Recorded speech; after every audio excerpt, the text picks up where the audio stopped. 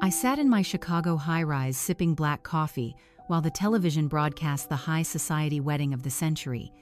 My younger sister Chloe was about to marry Duke Julian of Valoria. I was watching it on a screen because just 48 hours earlier, she had looked me in the eye and told me my very existence was a stain on her new aristocratic aesthetic. I took another sip of coffee, feeling absolutely nothing for the girl in the white gown. Suddenly, a heavy, sharp knock echoed through my living room. I set my mug down and walked to the entryway, expecting a package delivery. Instead, when I opened the door, I found two men standing in my hallway, wearing the ceremonial uniform of the Valorian Elite Guard. The taller one stepped forward and bowed his head slightly. "Miss Vance." His voice was thick with a European accent. "His Grace, Grand Duke Sterling, requests your presence in Valoria immediately.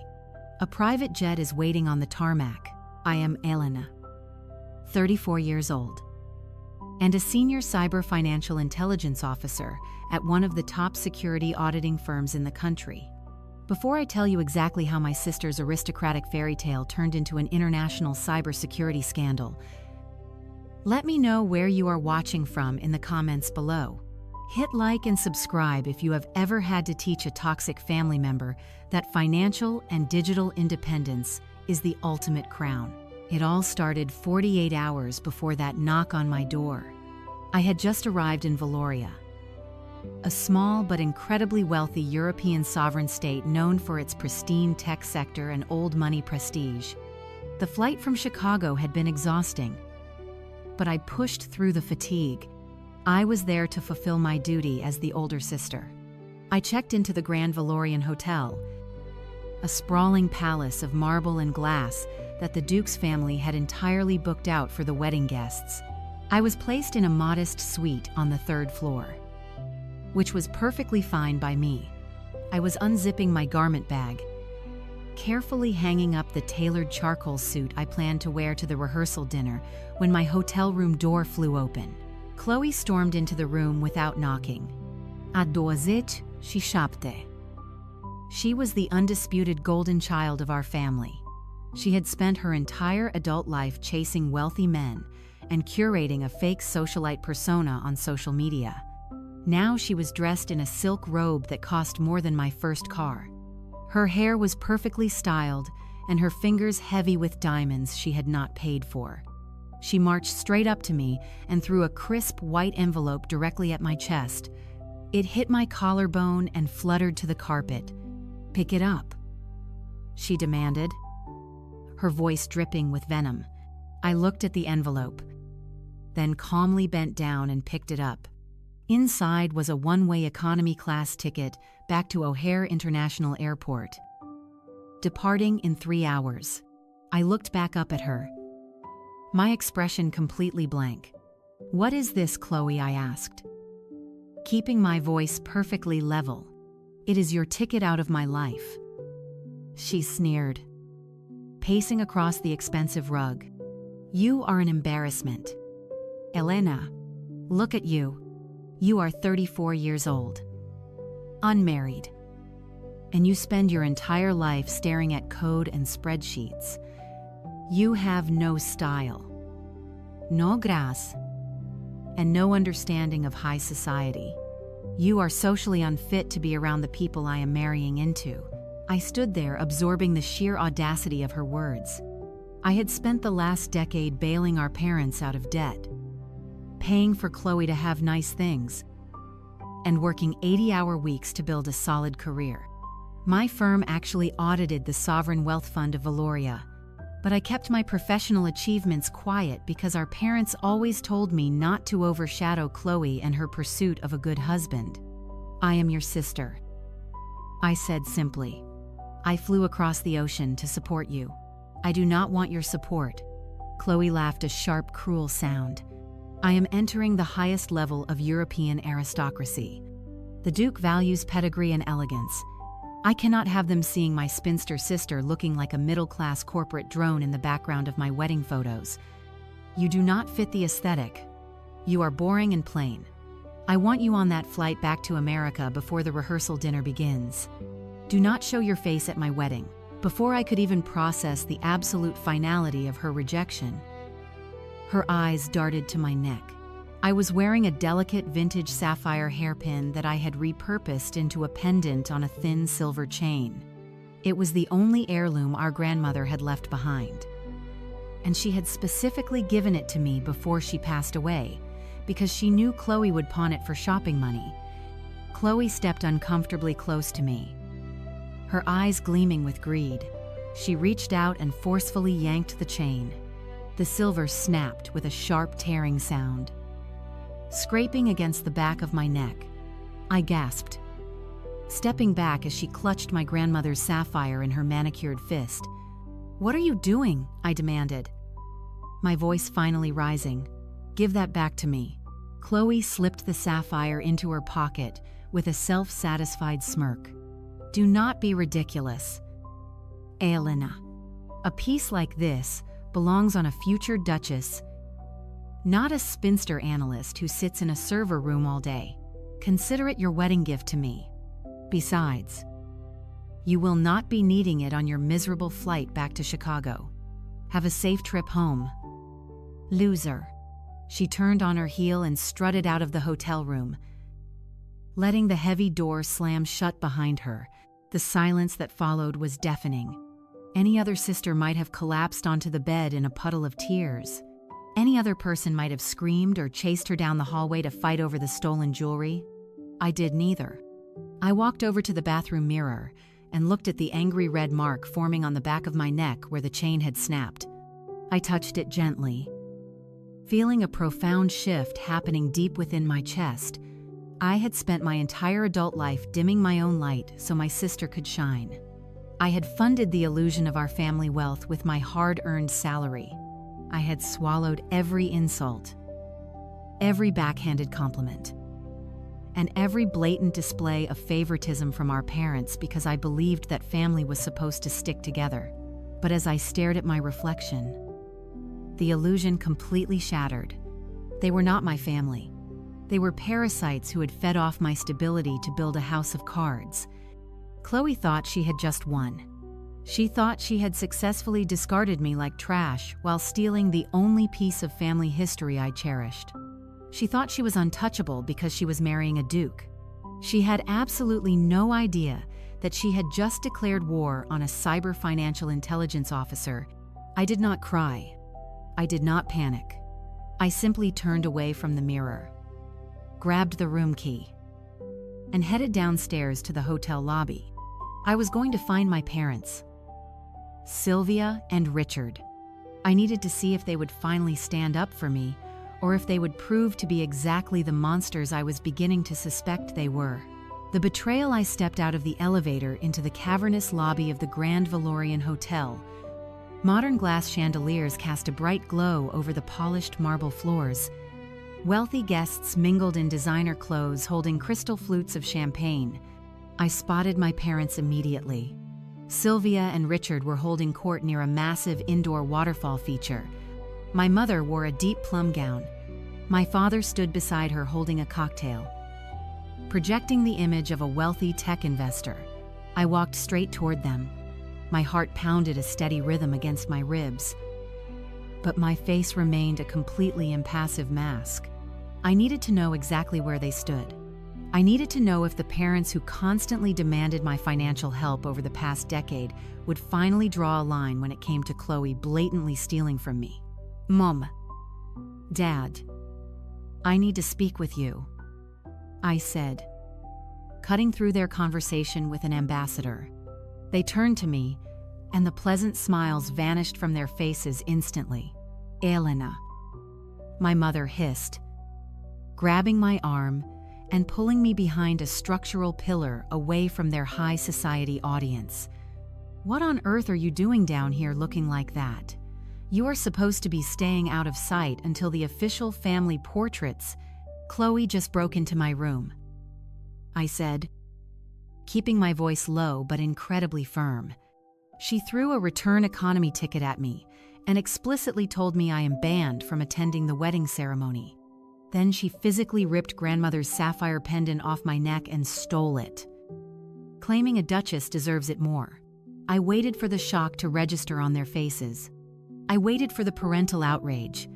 I waited for my father to set his expensive drink down and march upstairs to demand the stolen sapphire back from his youngest daughter. Instead, my parents exchanged a look that chilled me to my bones. My mother smoothed her gown and let out a sigh of annoyance. "Oh, Elena," she said. "Must you always be so dramatic? It is just a necklace. Chloe is under stress right now. She is about to become nobility tomorrow. You need to be more understanding." I stared at her, trying to process the absurdity of her response.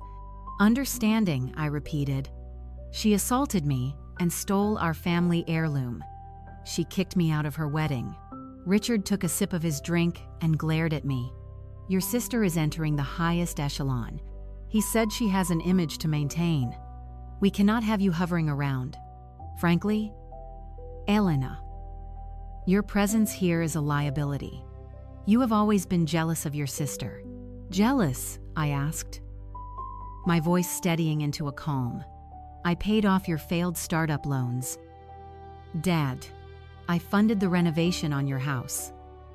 Mom, I work 80-hour weeks while Chloe shops on my dime. There is nothing about her life that makes me jealous. That is the problem." My mother snapped, pointing a finger at me. "You are so obsessed with money and servers that you have forgotten how to be a supportive sister. You are bitter because no man wants a woman who acts like a human computer. Chloe found a duke, and instead of being happy for her, you are trying to ruin her wedding with complaints about a necklace. Go back to your room, pack your bags, and use the ticket she gave you to go home." My father nodded. "Go back to your sad little security audits. Elena, you do not belong here. You never have to. We are moving up in the world, and we will not let your bitterness drag us down. Leave this hotel quietly, or I will make sure you regret it." I looked at the two people who brought me into this world. They were strangers to me now. No, they were worse than strangers. They were parasites who had found a bigger host to feed on. "I am not leaving without my property," I stated. "I will go to the local authorities and report the theft if I have to." My father's face flushed red with fury. The facade of the wealthy investor vanished, replaced by the ruthless grifter I saw. "You will do no such thing," he snarled. He turned and signaled to a pair of hotel security guards standing near the entrance. They rushed over. Recognizing my father as the father of the bride, "Is there a problem?" "Sir," one of the guards asked. "Yes." My father lied without missing a beat. "This woman is harassing my family. She is not on our guest list, and she is causing a disturbance in the lobby. Please escort her off the property." I looked at my mother, expecting maternal instinct to kick in. She turned her back to me and took a sip of her champagne. "Ma Mary, you need to come with us," the security guard said. Placing a heavy hand on my shoulder, I brushed his hand off, straightening my jacket. "Do not touch me," I said. "I will go upstairs and get my own luggage." They escorted me up to the 3rd floor, treating me like a criminal while I packed my bags. Within 15 minutes, I was marching through the lobby, pulling my suitcase while flanked by 2 security guards. My parents did not look my way as I was guided out the front doors. The doors clicked shut behind me. I stood alone on the pristine streets of Valoria. The evening air was unfamiliar. Luxury electric vehicles drove past, carrying wealthy guests to galas. I gripped the handle of my suitcase. Isolated by my own blood in a foreign country, I had no hotel, no family, and no plan. But as I stood under the glow of the streetlights, the initial shock faded. A cold, calculating energy took its place inside my chest. They abandoned me entirely, but forgot one very crucial detail. I am a cyber financial intelligence officer. The financial sabotage. I pulled my thick wool coat tighter around my shaking shoulders to block out the freezing evening chill. The grand entrance of the luxury hotel loomed behind me, but I did not dare to look back. I pulled out my phone to execute a basic survival plan. Find a new hotel room, book a flight out of Valoria, and figure out my next move. I opened a travel booking application and found a modest business hotel located a few miles away from the Royal District. I selected a standard room and entered my primary credit card information. A red error message flashed across the screen. Transaction declined. Please contact your bank. I frowned. That card had a massive credit limit and a zero balance. I assumed it was an international fraud alert triggered by my sudden location change. I switched to my secondary card, a premium travel card that I used exclusively for overseas expenses. I entered the security code and hit process. The loading wheel spun for a few seconds before another red banner appeared. Declined. A very cold, hard knot formed in my stomach. I stood under a street lamp and opened my digital wallet. Selecting a third card. Denied.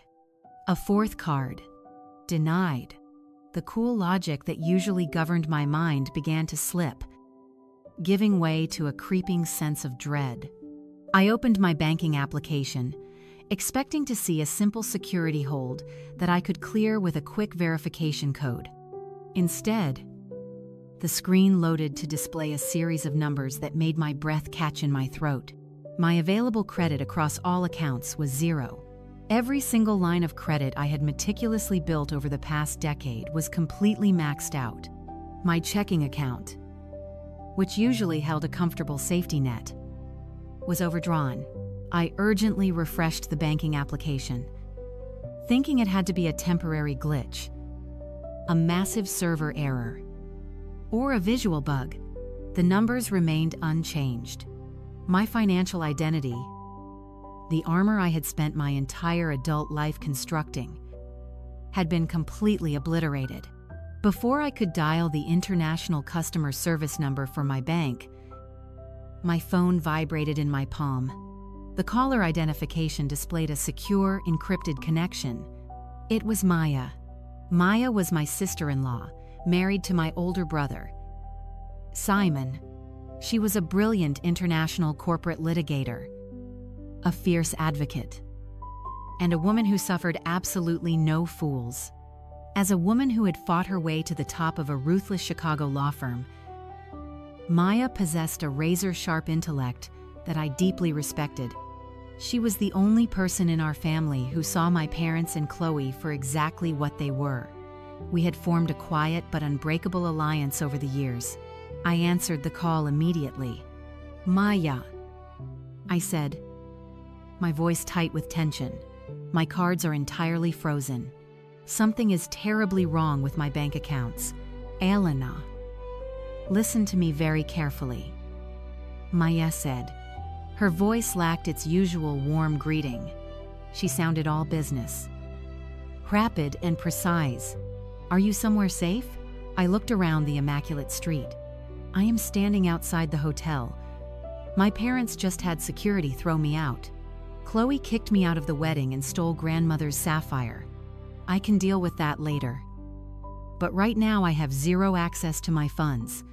"I know," Maya replied, her tone grim. "That is why I am calling you on an encrypted line. I am sitting in my home office surrounded by a mountain of mail that was forwarded from the family estate in Illinois. Simon is asleep. But I started opening these letters because the return addresses looked suspicious.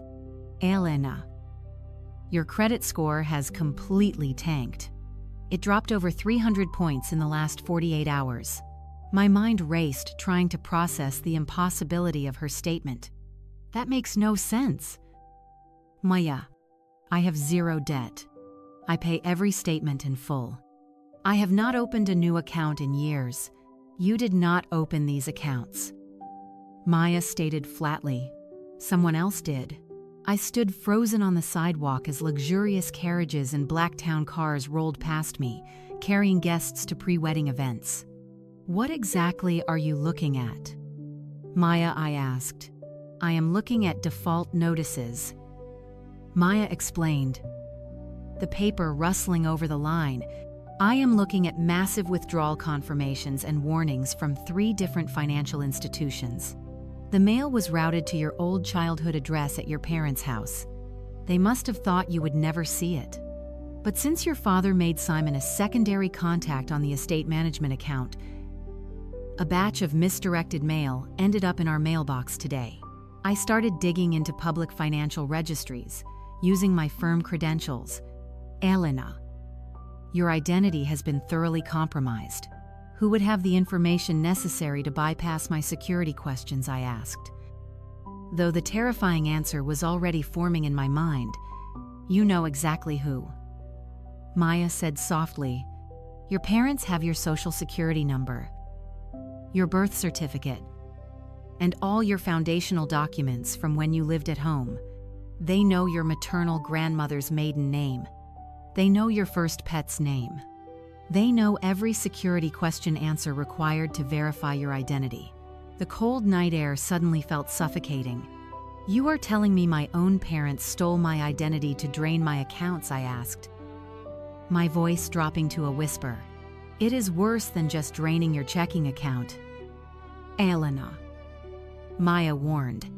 "They did not just take your cash. They weaponized your pristine financial background to secure something massive. My legal software is showing a major property lien registered under your name. I need you to stay completely calm and find a secure network connection immediately. I am wiring emergency funds to a secure digital wallet that cannot be traced to your compromised accounts. You absolutely need to get off the cold street right now before they act again." The phantom note. I did exactly as Maya instructed. I walked briskly away from the Grand Valorian Hotel, putting physical distance between myself and my parents, down a narrow modern alley. I found a dimly lit 24-hour internet cafe. I bought a black coffee using the emergency digital wallet Maya had just provisioned. The transaction cleared. I took a seat in the corner facing the door and pulled out my laptop. I connected to the secure network and launched an encrypted video call. Maya appeared on my screen immediately. Her office was illuminated only by the glow of her dual monitors, highlighting the fierce concentration on her face. She shared her screen, pulling up a scanned document of a highly sensitive legal filing. "Elena, look at this," Maya said, her voice tight with suppressed anger. "Do you remember the commercial tech hub property in downtown Seattle? The one your grandfather left to you and your parents as joint tenants?" I nodded. Scanning the dense legal text, I legally owned a 33% stake. But I had allowed my parents to manage the property and collect the rental income. I never touched a dime of it. They leveraged it. Maya stated flatly, "They leveraged the entire property, but they needed your signature to do it." Maya zoomed in on the final page of the document. There, sitting clearly on the borrower's signature line, was my name. It was a masterful forgery, matching the precise slant of my handwriting. Next to it was a digital notary stamp verified and sealed 3 weeks ago. They took out a second mortgage. Maya continued, "Elena, they took out $5 million against the Seattle property." The number hit me like a physical blow. $5 million. I leaned closer to the screen, tracing the numbers with my eyes, hoping I had misread the zeros. I had not. It was a massive fraudulent debt anchored entirely to my name. "How did the bank approve this?" I demanded, my cyber financial intelligence instincts kicking in over the shock. A loan of that magnitude requires extensive income verification and deep credit checks. My parents defaulted on their business loans 5 years ago. That is exactly why they needed you," Maya explained, pulling up the underwriting summary. "The bank did not approve the loan based on your parents' financial standing. They approved it based on yours. You have a completely immaculate credit history. Elena, you have zero debt, a massive savings account, and a high salary at a top-tier Chicago auditing firm. You are the perfect phantom borrower. I stared at the screen, sickened by the precision of their betrayal. My parents had weaponized my responsibility against me. I spent my 20s living frugally, paying off student loans, and building an impenetrable financial foundation so I would never end up in debt like them. They watched me build that armor, and then they stole it to fund their delusions of grandeur. They intercepted your tax documents, Maya said, her voice dropping to a sympathetic register. They used your social security number and provided fraudulent employment verification letters. Because your financial profile was essentially bulletproof, the bank rushed the approval process. The $5 million cleared and was dispersed exactly 14 days ago. 14 days ago. I calculated the timeline in my head. That was precisely when Chloe started posting pictures of her lavish pre-wedding shopping sprees in Tokyo and Milan. It was when my parents suddenly upgraded their commercial flights to private jets. Where did the money go? I asked, my voice growing dangerously quiet. Maya switched tabs on her monitor, bringing up a wire transfer receipt. They did not keep it in an American account. As soon as the bank dispersed the $5 million, your father initiated an international wire transfer. He moved the entire sum to a holding account in Valoria. The sheer scale of their malice washed over me. This was not a simple case of toxic favoritism. This was a calculated, coordinated financial assassination. They knew what would happen. I whispered, staring at the screen. They knew that a $5 million mortgage attached to my name would eventually trigger alerts. They knew that once the first massive monthly payment was missed, the bank would come after me. My assets would be seized. My credit would be ruined. My career at the auditing firm, where financial integrity is a strict condition of employment, would be terminated immediately. They sacrificed you, Maya said softly, her dark eyes blazing with righteous fury. They literally sold your entire future to buy Chloe an aristocratic title. They threw you out of the hotel because they needed you out of the way before the first default notice hit your accounts. I closed my eyes. The pieces clicked together with horrifying clarity. My parents did not just want me away from the noble family because I was an embarrassment to their new aristocratic aesthetic. They needed me isolated, broke, and stranded in a foreign country so I could not fight back when the financial bomb detonated. They thought I would be a helpless victim, crushed under the weight of a debt I could never repay. They thought they had destroyed me. I opened my eyes and looked at Maya. The panic that had gripped me outside the hotel was completely gone. In its place was a crystalline, absolute focus. As a cyber financial intelligence officer, I spent my days hunting down corporate embezzlers, tracing hidden offshore accounts, and dismantling complex digital financial crimes. My parents had just committed a massive federal offense and left a digital paper trail leading right back to themselves. Maya, I said, my voice steady and cold, I need you to act as my proxy on United States soil. I need you to start compiling every single document related to this mortgage. I want the IP addresses used to submit the digital signatures. I want the routing numbers for the offshore transfer. I want everything. Maya smiled a fierce, predatory expression. I am already on it. Elena, Simon does not know anything yet, and I plan to keep it that way. What are you going to do from Valoria? I took a slow, deliberate sip of my black coffee. I am going to do my job, I replied. They used my name to move $5 million of fraudulent money into a European sovereign state. I am going to find out exactly where that money is sitting. And then I am going to burn their fairy tale to the ground. Unraveling the trust, I kept my eyes fixed on the screen as Maya brought up new documents. We needed to understand the motive. $5 million was an enormous sum. But in international high society, it was merely a drop in the ocean. Why risk federal prison for this? Maya typed rapidly. I have been pulling public records regarding the Valorian nobility. She explained. Grand Duke Sterling is famously obsessed with digital financial transparency. Valoria is a tech banking hub, maintaining power by projecting absolute economic stability. When Duke Julian announced his engagement to an American, the press dug into your parents' background. I nodded, rubbing my temples.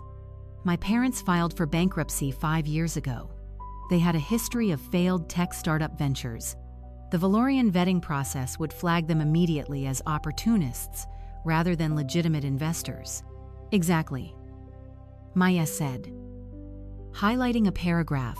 To marry into this noble family, the bride must bring something to the table.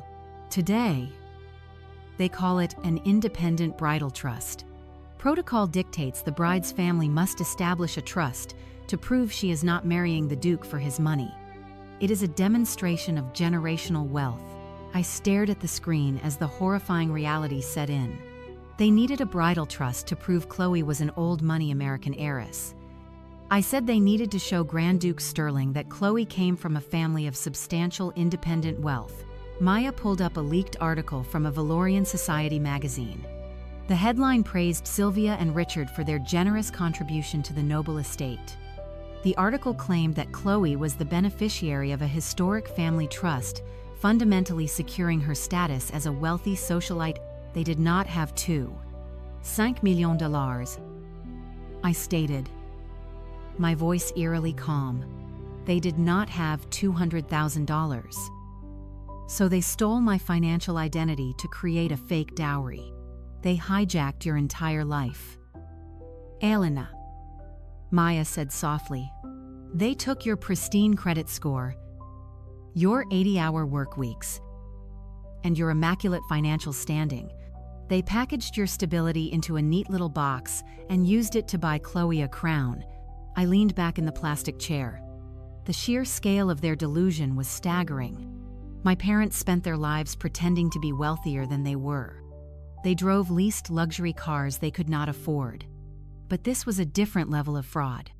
They were defrauding a sovereign nation. They were lying to a Grand Duke. Look at the structure of this trust, Maya said, bringing up a routing document. They routed the stolen mortgage funds through a holding company in the Seychelles before landing it in a Valorian private bank. They set it up to look like a mature generational wealth fund maturing just in time for the wedding. I examined the routing numbers. The meticulous nature of the fraud was disgusting. Richard had always fancied himself a brilliant businessman. But he was nothing more than a cheap con artist. He had orchestrated a complex financial crime just to validate his favorite daughter's narcissistic fantasies.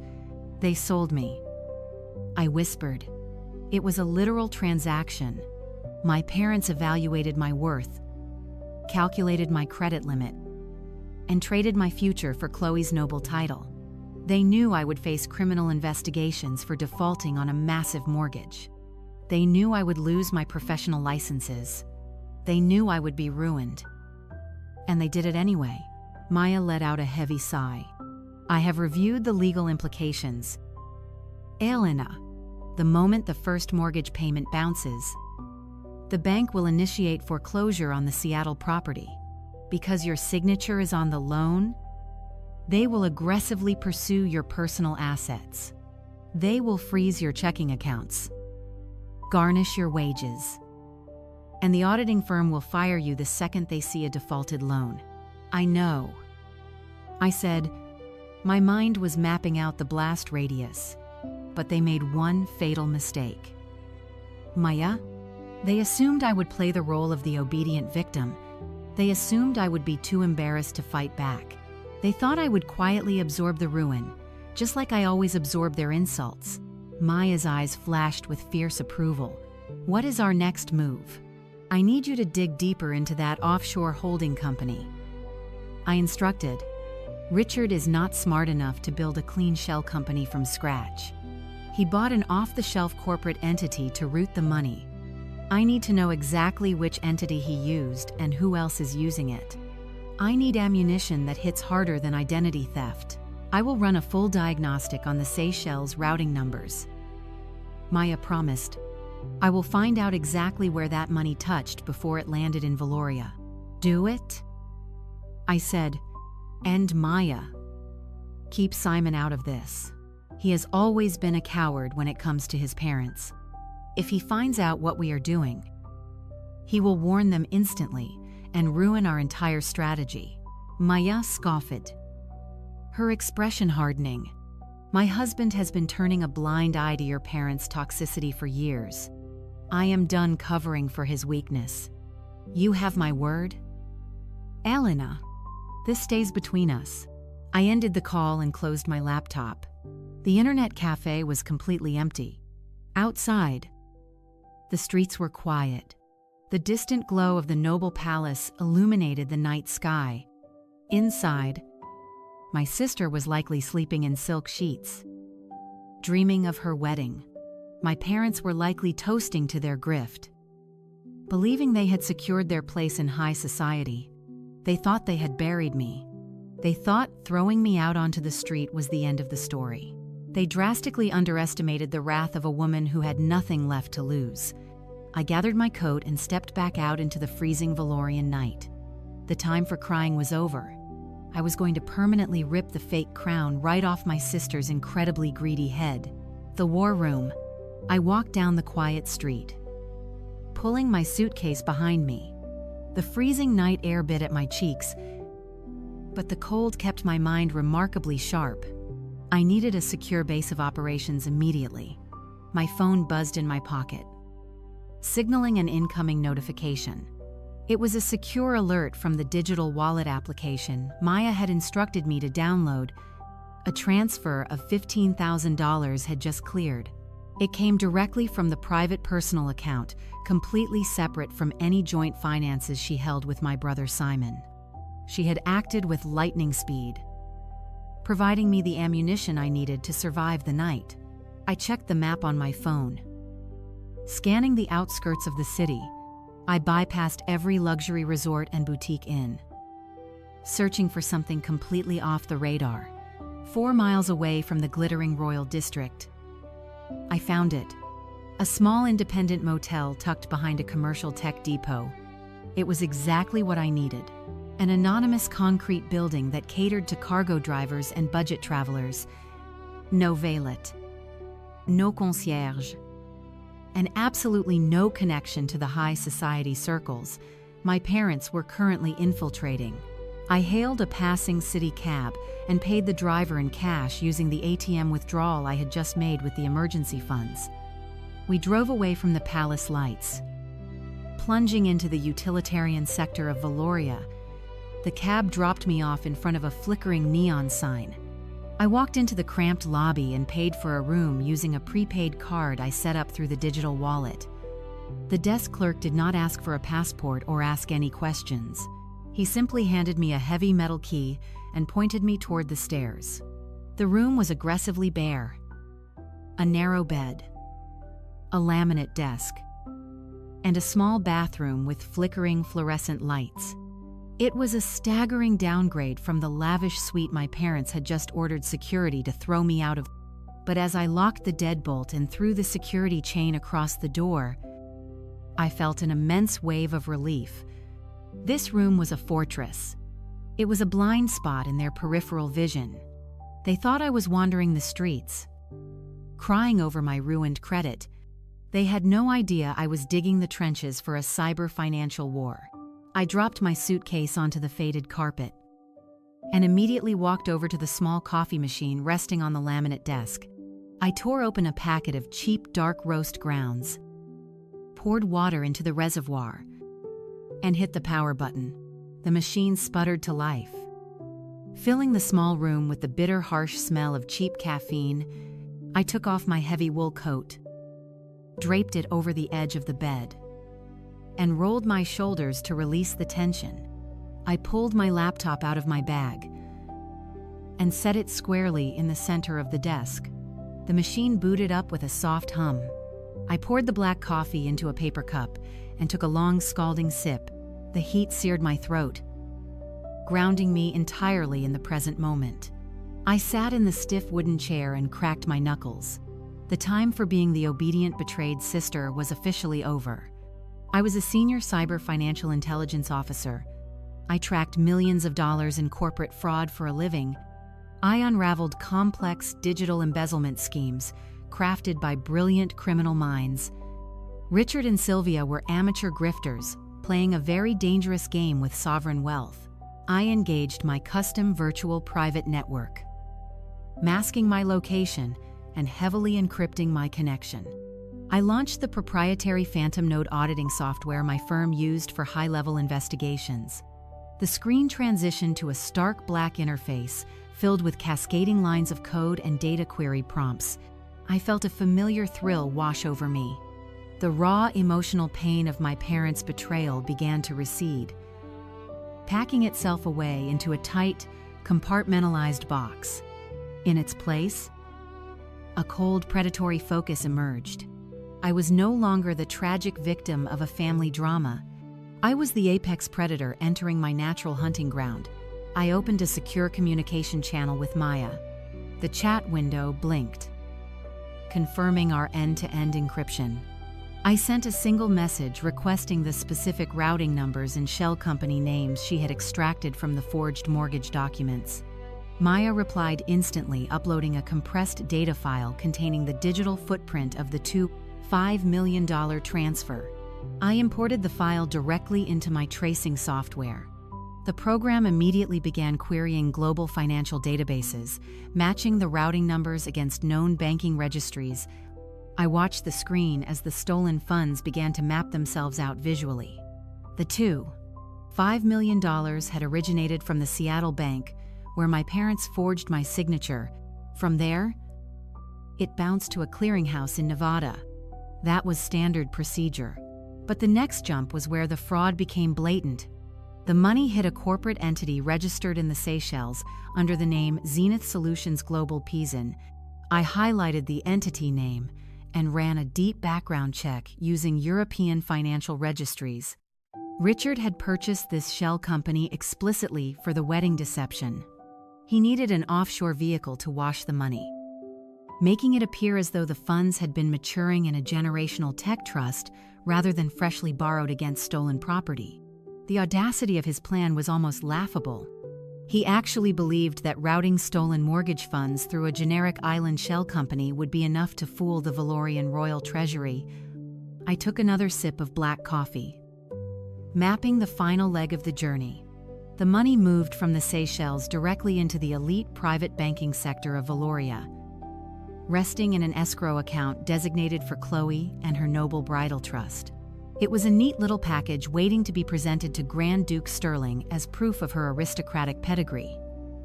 But they left massive digital fingerprints everywhere. The digital fingerprints were glowing on my screen, a perfect trail of breadcrumbs leading straight to a federal indictment.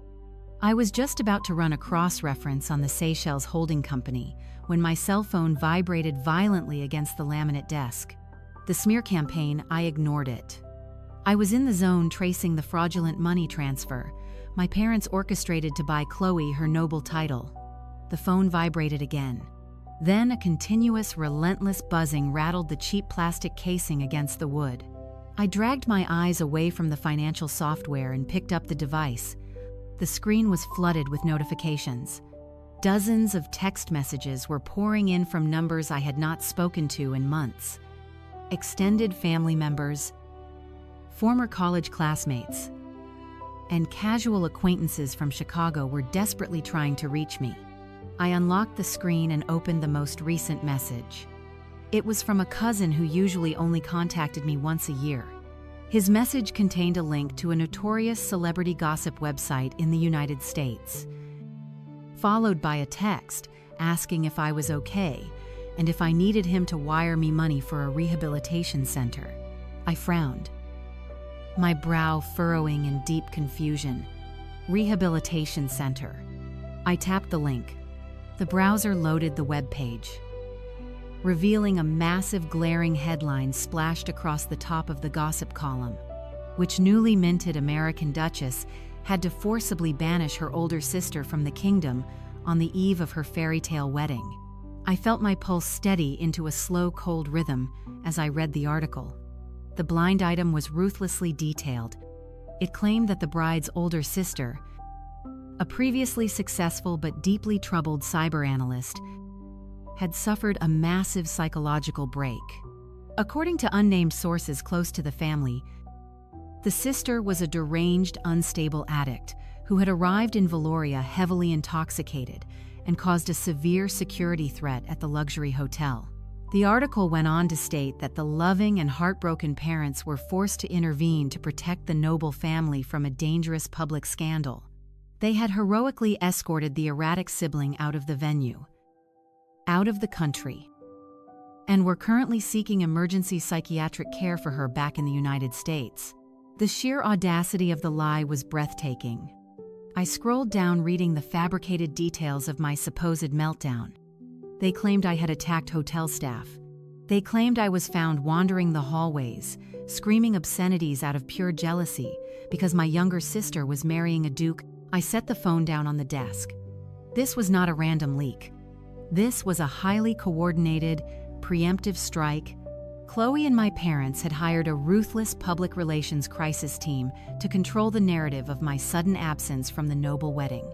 They knew that people would ask questions when the bride's only sister failed to appear in the official photographs, instead of telling the truth, which was that Chloe thought my middle-class aesthetic was an embarrassment. They decided to utterly annihilate my character by painting me as a dangerous, unstable addict. They accomplished two things simultaneously. First, they provided a perfectly sympathetic excuse for my absence, making Chloe look like a tragic victim, burdened by a broken family member. Second, they completely discredited me. If I tried to speak out about the stolen $2.5 million mortgage or the stolen sapphire hairpin, no one would believe me. The media would simply write off my accusations as the paranoid delusions of a jealous, deranged addict. My phone chimed again. This time, it was an email alert. Then another text. I watched the notifications pile up. A message from my aunt asking if I was safe. A direct message on social media from a high school friend offering to pray for my recovery. The social sabotage was absolute and devastating. My parents were systematically burning my entire reputation to the ground to ensure their fraudulent house of cards remained standing. They were isolating me socially, just as they had isolated me financially. I picked up my phone and opened the secure chat window with Maya. Before I could type a word, a message from her popped up on the encrypted screen. Maya wrote telling me she had just seen the tabloid articles hitting the American news cycles. She warned me that the story was gaining massive traction online because the public was currently obsessed with the Valorian high society wedding. Any drama associated with the bride was instant viral gold. I typed a response to Maya telling her I was reading the exact same garbage. I asked her if Simon had seen it. Maya replied that my brother was currently pacing their living room fielding calls from horrified relatives who wanted to know if I was truly locked away in a psychiatric ward. Maya told me she was letting Simon handle the panic while she continued securing the offshore financial documents. She asked me how I was holding up under the character assassination. I looked away from the phone and stared at my reflection in the dark window of the cheap motel room. A normal person would have posted a frantic, tearful video online, trying to defend themselves against the vicious lies. A normal person would have called their parents begging them to tell the truth. But I was done acting like a normal person dealing with a normal family. I typed a single sentence back to Maya, telling her I was perfectly fine. I closed the chat application and placed my phone face down on the laminate desk, shutting out the digital noise of the smear campaign. The tabloids could call me a deranged addict all they wanted. My extended family could whisper about my tragic downfall. Public opinion was a fragile, fleeting thing. But cyber financial data was permanent. My parents thought they could silence me by destroying my social standing. They failed to realize that by severing every emotional and social tie I had left to the family, they had just removed my final restraints. There was no guilt left. There was no hesitation. The public relations smear campaign was the last nail in the coffin of my loyalty. I turned my attention back to the glowing lines of code on my laptop screen. The offshore shell company routing the stolen $5 million was still waiting to be unraveled. I highlighted the next block of financial data, cracking my knuckles as I prepared to dig deeper into the transaction history. Let them spin their fairy tale to the press. Let Chloe play the heartbroken bride. I was going to let them build their lie as high as possible before I kicked out the foundational pillars. The digital trail was undeniable, and I was going to follow it straight into the heart of their aristocratic deception. The suspension I had just initiated a trace on the offshore shell company when my laptop screen flashed with an incoming secure call. It was not Maya. The caller identification displayed the private office number of my managing partner at the Chicago auditing firm. His name was Mr. Sieper at Heeple. Vance. I stared at the flashing incoming call notification for a few seconds. My firm was notoriously strict about public image. We handled high-level cyber financial auditing for federal agencies and international tech funds. I knew exactly what this call was about. The tabloid poison had crossed the Atlantic and seeped into my professional life. I adjusted my posture, took a deep breath, and clicked the answer button. Elena, my managing partner said. His voice was completely devoid of its usual warm professionalism. It sounded strained and deeply uncomfortable. I am sorry to call you on an encrypted channel so late at night, but we have a critical situation. Good evening, Mr.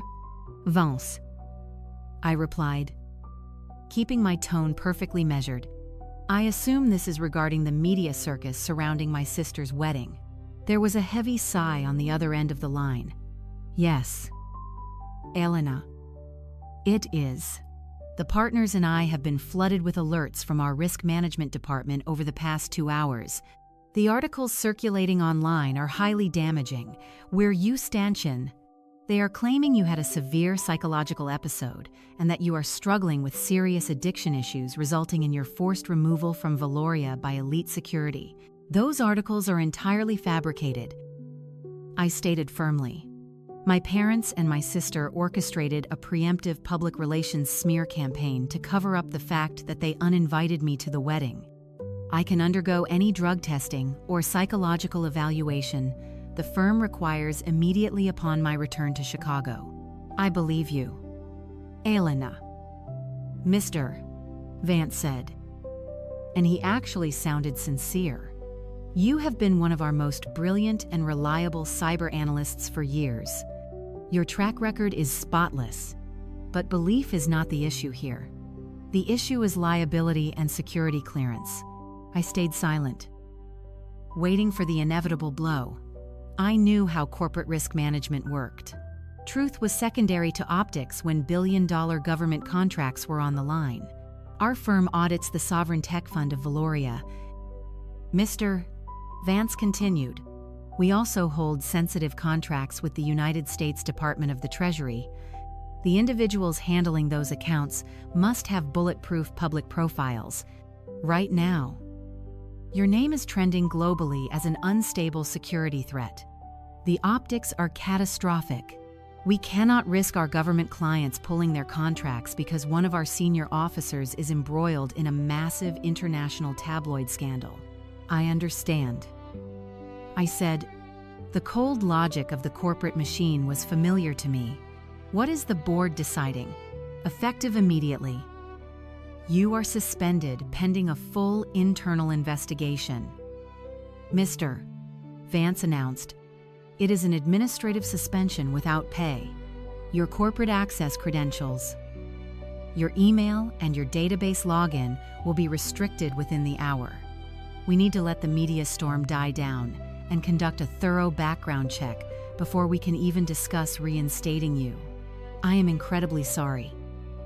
Elena, I know how hard you have worked for your position. Do what you have to do. "Mr. Vance," I replied. "I will handle my family situation and clear my name." He wished me luck and disconnected the call. The screen went black. A moment later, a notification popped up on the corner of my monitor, indicating that my remote connection to the firm's primary servers had been terminated. I leaned back in the stiff wooden chair of my cheap motel room, letting the silence wash over me. The execution of their plan was brutally effective. My parents and Chloe had systematically targeted every single pillar of my existence. They had taken a sledgehammer to my entire reality to build a fake throne for my sister. They wanted to ensure I was so thoroughly crushed, so completely isolated and powerless, that I could never pose a threat to their aristocratic illusion. 24 hours ago, I had a pristine credit score, a massive savings account, a respected career, and a family I thought I was supposed to protect. Now I had absolutely nothing. My family ties were permanently severed. My financial identity was stolen and leveraged for a $2.5 million fraudulent loan. My personal reputation was annihilated on a global scale. My career, the one thing I had built entirely on my own merit, was suspended indefinitely. But as I stared at the disconnected server notification on my screen, I did not feel panic. I did not feel the crushing weight of despair that my family was counting on. Instead, I felt a profound, icy sense of liberation. They made one catastrophic miscalculation by stripping away my career, my finances, and my social standing. They removed every single thing I had left to protect. They took away my fear of losing my job. They took away my fear of public embarrassment. They took away the heavy burden of being the responsible older sister who always compromised to keep the peace. I was no longer a corporate employee bound by strict professional codes of conduct. I was a highly trained intelligence officer with a severed connection to the corporate world and a massive score to settle. Furthermore, they underestimated my foresight. The moment I saw the tabloid articles online, I knew my firm would be forced to suspend my access. Corporate risk management is entirely predictable. Anticipating Mr. Vance's call, I had spent the last hour downloading the entire encrypted data packet containing the offshore routing numbers, the escrow account details, and the Valorian Sovereign Tech Fund ledgers directly onto a secure offline hard drive. When the firm severed my connection, it simply did not matter. The door was locked, but I was already inside. I held the digital smoking gun in my physical possession. I unplugged the hard drive and held it in my palm, feeling the weight of the data. My parents thought they had buried me alive. They thought I would cower in the shadows, too ashamed of the addict label to show my face in public. They thought I would quietly absorb the financial ruin and let them walk away with stolen millions and a noble title. They were wrong. I placed the hard drive back on the desk and opened a new blank document. It was time to start drafting the final execution order, the radioactive ledger. The blank document on my screen was a canvas for absolute destruction. My firm had locked me out of the primary servers, but corporate IT departments always lacked imagination. When you conduct high-level cyber audits on foreign state funds, you never rely on a single point of entry. Months ago, during a routine stress test of our international auditing software, I had established a secure ghost node. It was a completely invisible backdoor clearance designed to maintain continuous monitoring of offshore ledgers in the event of a catastrophic system failure. Mr. Vance thought he had revoked my access, but he only closed the front door. I was already sitting in the basement. I typed a sequence of override commands into my terminal. The screen flashed blue, confirming my ghost node was active and completely undetected by the firm's network administrators. I had unrestricted, unfettered access to the deepest financial archives of the Valorian Sovereign Wealth Fund. And better yet, I had unlimited time. My suspension meant no morning briefings. no client consultation, and no billable hours to log. My parents intended to strip away my livelihood to render me helpless. Instead, they handed me the greatest weapon an investigator could ask for: uninterrupted total focus. I began by setting up a chronological timeline of the $5 million fraud. I needed this dossier to be so airtight, so mathematically absolute, that neither a noble decree nor a slick public relations team could ever dismantle it. I opened the file Maya had sent me, containing the original fraudulent mortgage agreement. The digital signature on the document was a perfect visual replica of my own. But visual perfection means nothing in digital forensics. I extracted the metadata embedded in the signature file. Every digital action leaves a footprint. I ran the metadata through a geolocation decryption tool. Within seconds, the software returned a highly specific Internet Protocol address. I cross-referenced that IP address with public utility records.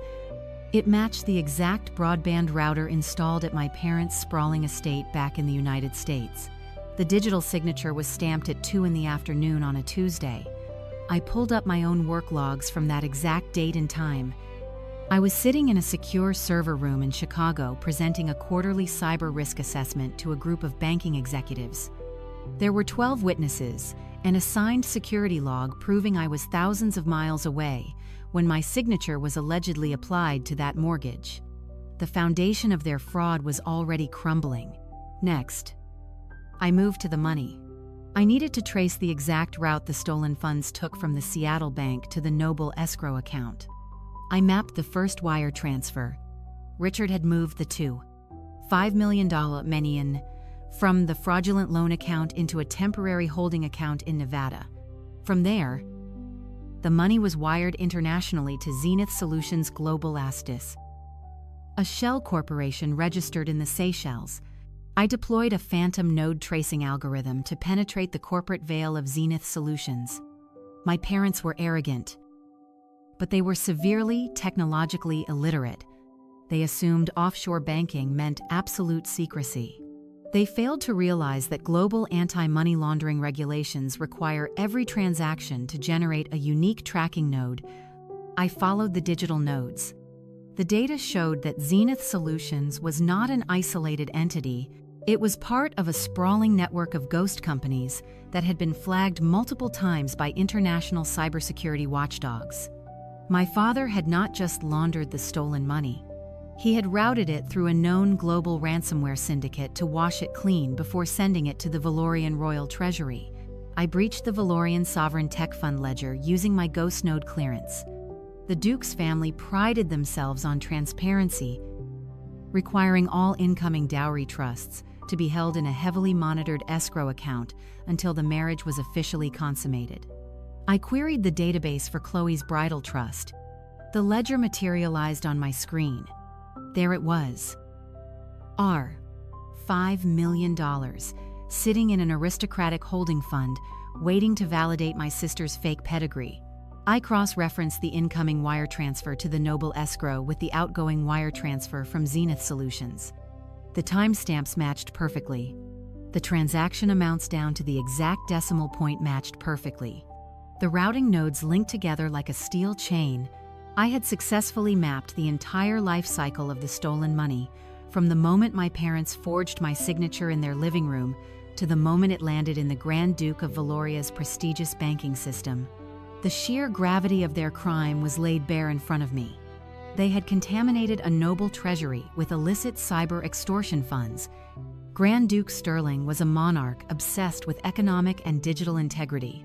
He had spent his entire reign fortifying Valoria as a spotless tech haven. When he discovered that his future daughter-in-law had injected stolen, laundered money into his pristine ecosystem, his wrath would be biblical. I opened my encrypted communication channel with Maya to brief her on the progress. She was working late into the night on the American side, compiling the hard copies of the bank fraud reports. I sent her a secure summary of the routing nodes. Maya replied immediately, stating she had successfully drafted a comprehensive federal complaint outlining the identity theft and wire fraud. She had it ready to file with the federal authorities the exact second I gave the signal. We were operating with lethal synchronization. My sister-in-law understood the assignment perfectly. We were not just exposing a lie. We were orchestrating a total systemic dismantling of my parents' entire reality. I spent the next several hours compiling the evidence into a master dossier. I attached the IP logs, the signature metadata, the Nevada transfer receipts, and the Seychelles routing nodes. I cross-referenced every single data point with international cybersecurity banking regulations, citing the exact anti-money laundering statutes my parents had violated. I structured the document not as a personal grievance, but as an executive-level cyber intelligence audit report. It was cold, objective, and devastatingly precise. I sat back and looked at the completed file. The sun was beginning to rise outside the window of my cheap motel room, casting a pale gray light over the laminate desk. In a few hours, Chloe would be putting on her designer wedding gown. My parents would be preparing to rub shoulders with European nobility. They would be smiling for the cameras, believing their vicious public relations smear campaign had successfully neutralized me. They believed I was a broken, disgraced addict hiding in the shadows. They had absolutely no idea that I was currently holding a digital guillotine directly over their heads. The trap was set. The evidence was irrefutable. I saved the master dossier to a secure encrypted cloud server and closed my laptop. It was time to get dressed. I had a noble wedding to attend. The kill shot discovered. I had just stood up to grab my tailored charcoal suit from the narrow motel closet when a sharp metallic chime erupted from my laptop speakers. I froze. That specific audio alert was reserved for Level 1 threat matches in my cyber auditing software. I turned back to the laminate desk, where my screen was now flashing with a bright crimson warning banner. The automated deep scan I had left running in the background on Zenith Solutions Global had finally breached the final layer of corporate obfuscation. I sat back down in the stiff wooden chair and clicked open the alert. Richard had always been a man who loved a bargain. He spent his entire life looking for shortcuts and cheap ways to project extreme wealth. When he needed an offshore shell company to wash my stolen $5 million, he clearly did not hire a premium international financial lawyer. He bought an off-the-shelf corporate entity from a shady online broker on the dark web to save a few thousand. That relentless cheapness was about to be his total undoing. The software had finished cross-referencing the corporate registration numbers of Zenith Solutions against global law enforcement databases. The results cascading down my screen were breathtaking. Zenith Solutions Global was not just a generic tax haven used by wealthy businessmen to avoid capital gains. It was a primary laundering hub for a massive international ransomware cartel. My eyes scanned the scrolling text, pulling data directly from shared international policing servers. The entity was currently under active joint investigation by the Federal Bureau of Investigation in the United States and global cyber task forces in Europe. According to the decrypted case files, Zenith Solutions had been flagged for washing hundreds of millions of dollars tied to global cyber extortion and infrastructure hacking across the European continent. It was a radioactive entity. Financial institutions across the globe had it placed on a strict blacklist. Richard, in his infinite arrogance and staggering digital ignorance, had taken $5 million of stolen American mortgage funds and shoved it directly through a known criminal artery. He was completely oblivious to the fact that he was utilizing a banking channel actively monitored by federal agents. He thought he was playing the role of a sophisticated tech investor, but he had essentially walked into a bank vault covered in glowing neon paint. I immediately reopened my secure communication channel with Maya. The sun was rising in Valoria, but it was the middle of the night in Chicago. I knew she would still be awake, preparing our legal counterstrike. I sent her an urgent priority ping. She answered the encrypted video call within seconds, looking sharp and entirely focused, despite the late hour. "Maya, I said, leaning close to the screen. You need to pull up the federal court dockets right now. Run a search for Zenith Solutions Global. I watched her face as she rapidly typed the query into her legal database. A moment later, her jaw dropped. Elena. She breathed, leaning back in her leather office chair. This is a massive federal racketeering case. The FBI has been building a profile on this specific shell company for the last 18 months. They have active digital wiretaps and financial tracking nodes monitoring every single cent that moves in and out of their Seychelles accounts. They monitored the transfer. I confirmed, my voice cold and steady. When Richard wired the $5 million from the Nevada clearinghouse into Zenith Solutions, he tripped a massive federal cyber alarm. And when he moved that money from Zenith Solutions directly into the Valorian Noble escrow account, he did something infinitely worse. Maya nodded slowly, realizing the full catastrophic scale of my parents' blunder. He connected an active international cyber extortion syndicate directly to the Valorian crown. Exactly. I said, Grand Duke Sterling has spent 30 years building Valoria into a pristine, flawless tech banking sanctuary. His entire sovereign wealth relies on a reputation of absolute digital integrity. He refuses to do business with anyone carrying even a hint of illicit activity. Now, his future daughter-in-law has just injected $5 million of active cartel-linked dirty money straight into his royal treasury. The political and economic implications were staggering. If the international press discovered that the Valorian noble family was accepting funds from a globally flagged shell company, it would trigger an international banking crisis for the sovereign state. Grand Duke Sterling's pristine economy would face crippling international sanctions. My parents had not just committed identity theft against their older sister. They had unknowingly orchestrated an act of cyber financial terrorism against a sovereign nation. This changes the entire strategy, Maya said, her eyes gleaming with predatory excitement. We are no longer just filing a civil suit for mortgage fraud and identity theft. Richard and Sylvia have just walked themselves into a federal cyber laundering indictment. The moment they step foot back on American soil, the FBI will be waiting for them, and Chloe loses everything. I added, the noble family will not just annul the marriage to protect their image.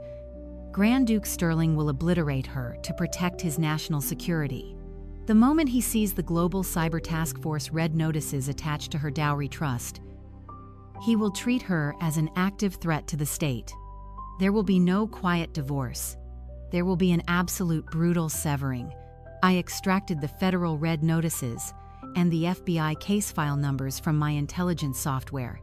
I embedded the raw law enforcement data directly into the master dossier.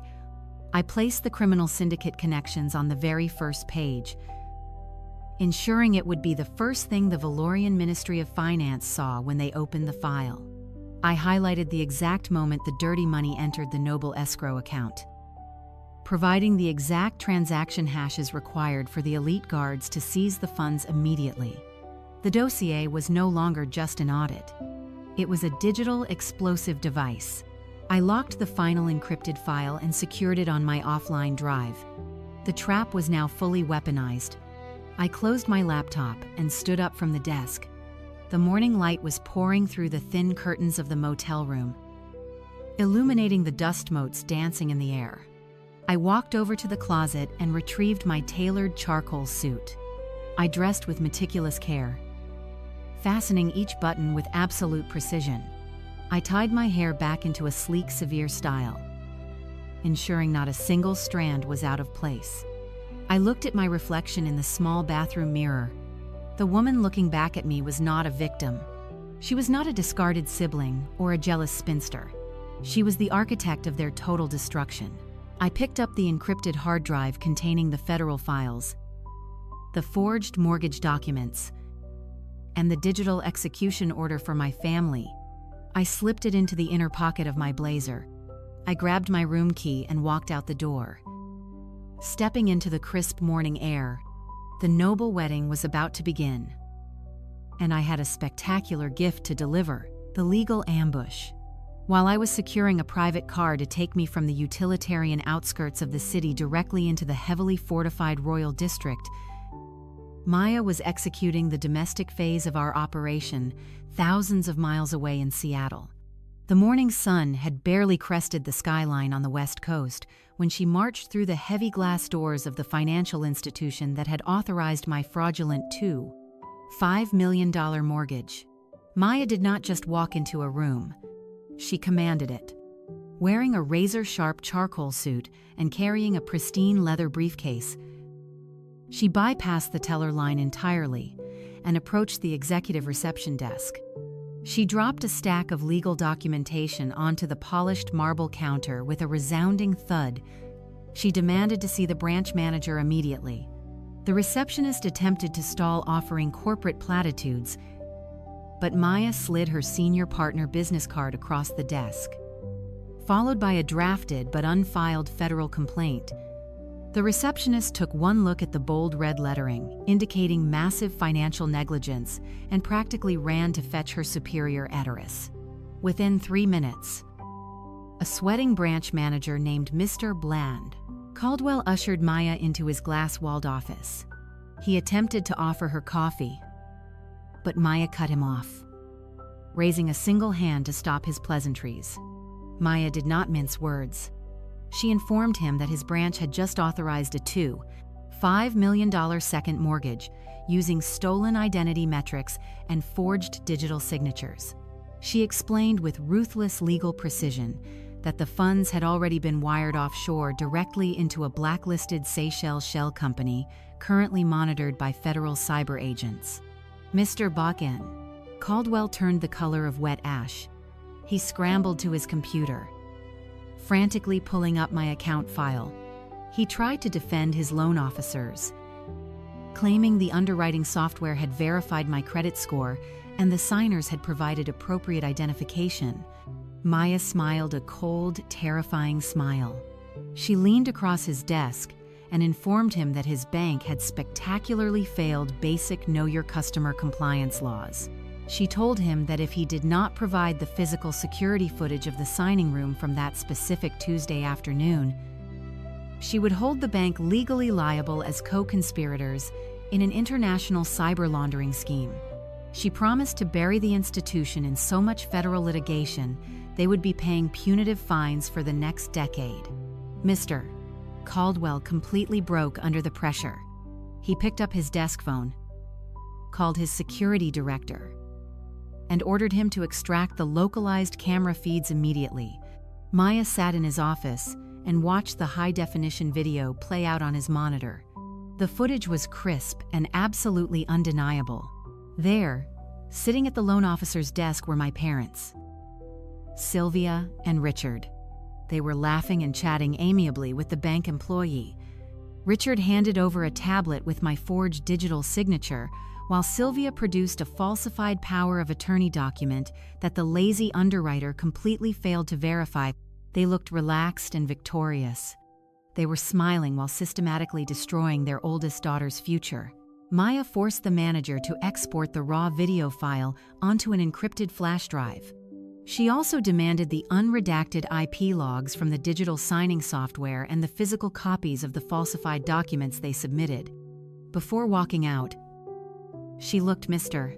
Caldwell dead in the eye and told him to retain his legal counsel because the Federal Bureau of Investigation would be visiting his branch before the end of the week.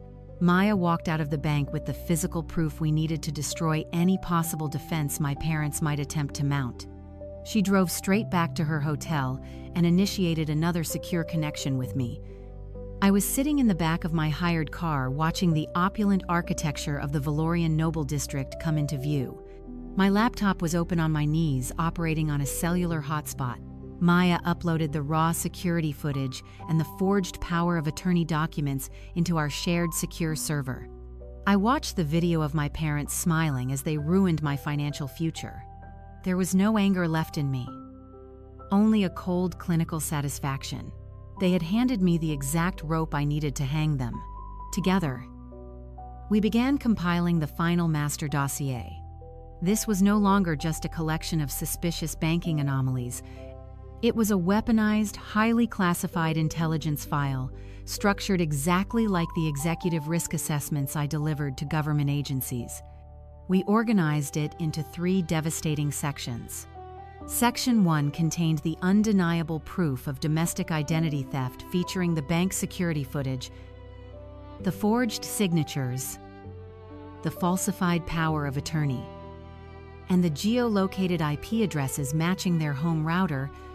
Section 2 detailed the wire fraud tracking the massive transfer from Seattle to Nevada and straight into the Seychelles. I included the exact timestamp data proving they moved the funds immediately after securing the fraudulent loan, indicating premeditated theft. Section 3 was the kill shot. We merged the international red notices and the active FBI tracking data regarding Zenith Solutions Global, connecting my parents directly to the known cybercriminal syndicate. We layered the routing nodes to prove beyond a shadow of a doubt that this radioactive dirty money was currently sitting in the pristine Valorian escrow account intended to be used as Chloe's dowry. We sealed the entire dossier with military-grade encryption. It was airtight, undeniable, and legally lethal. I formatted the summary page to highlight the immediate threat to the Valorian economy. Knowing that Grand Duke Sterling and his financial ministers would read it with absolute horror, my parents had spent their entire lives treating me like a disposable asset, prioritizing their golden child at my expense. They assumed my silence was a sign of weakness. Now they were going to learn that a disposable asset can become a highly unstable explosive. I closed my laptop and looked out the window. The grand spires of the noble palace were looming ahead, and the trap was perfectly primed. The payload delivered. The hired car dropped me off back at my obscure motel just as the sun began to crest over the Valorian horizon. I paid the driver in cash and walked up the concrete stairs to my room. Today was the day. The entire sovereign state of Valoria was waking up in a state of euphoric anticipation. Banners fluttered from every street lamp, and the distant sound of cathedral bells began to ring out across the capital. It was a national holiday, a fairy tale broadcast to millions around the globe. Miles away inside the impenetrable walls of the Grand Valorian Hotel bridal suite, my sister Chloe was living her ultimate fantasy. I did not need to be in the room to know exactly how the scene was unfolding. She would be draped in a custom silk robe surrounded by a small army of European stylists and makeup artists. Crystal flutes of vintage champagne would be flowing freely. My parents, Sylvia and Richard, would be hovering nearby, intoxicating themselves on the sheer opulence of it all. Richard was likely adjusting his bespoke tuxedo. Practicing the patronizing smile he planned to flash at the paparazzi, Sylvia was probably standing behind Chloe in front of a gilded mirror, weeping tears of absolute triumph. They believed they had executed the perfect crime. They believed they had successfully excised their problematic older daughter and secured a lifetime of unassailable aristocratic privilege. Chloe would be staring at her own reflection, admiring the stolen sapphire hairpin resting against her collarbone, completely oblivious to the fact that her entire reality was built on a foundation of radioactive federal felonies. She was preparing to walk down the aisle wrapped in a delusion of grandeur. Assuming her path to nobility was completely clear, the contrast inside my cramped motel room was absolute. There was no champagne and no silk. There was only the harsh fluorescent light of the bathroom seeping into the main room, the smell of stale air conditioning, and the rhythmic hum of my laptop cooling fan. I sat at the chipped laminate desk, wearing the same clothes I had been wearing for hours. I took a sip of my lukewarm black coffee, letting the bitter taste sharpen my focus. I did not feel jealous of my sister's pampering. I did not feel a single pang of regret for missing the lavish breakfast spreads or the royal procession. I felt the pure, unadulterated adrenaline of an intelligence officer about to close the biggest case of her life. I opened my encrypted communication terminal. Maya had just sent the final verification code from Seattle, confirming that her legal filings were locked and loaded in the federal court system. The domestic side of the trap was armed and waiting. It was time to detonate the international payload. I pulled up the master dossier on my screen. It was a 100-page document of sheer financial devastation. The IP logs, the forged signatures, the Seychelles Shell Company routing numbers, the global red notices, and the direct ties to an active international cyber laundering syndicate were all perfectly formatted.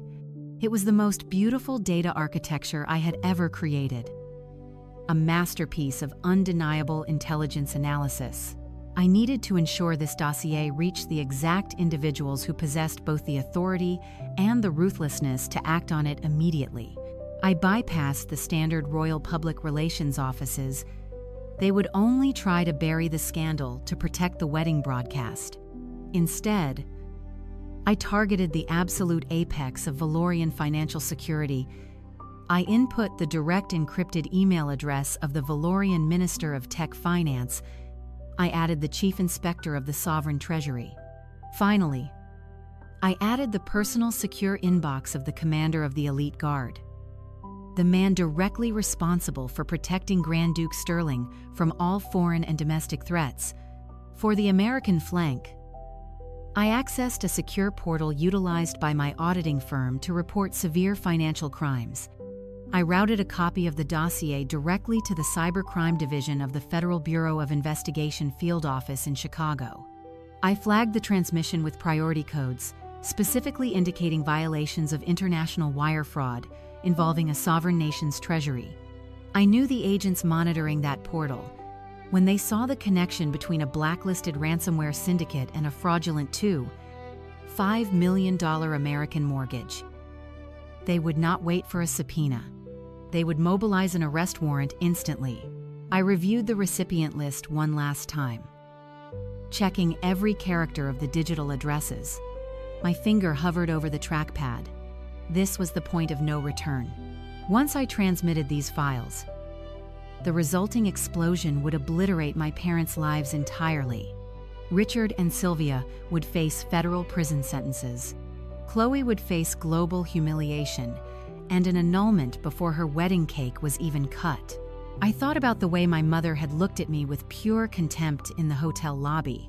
I thought about my father telling me I was a liability and demanding security throw me onto the street. I thought about Chloe physically ripping our grandmother's sapphire from my skin, laughing at my expense. I pressed down on the trackpad with absolute certainty. Send. The progress bar flashed across my screen. Encrypting payload. Establishing secure handshake. Transmitting data.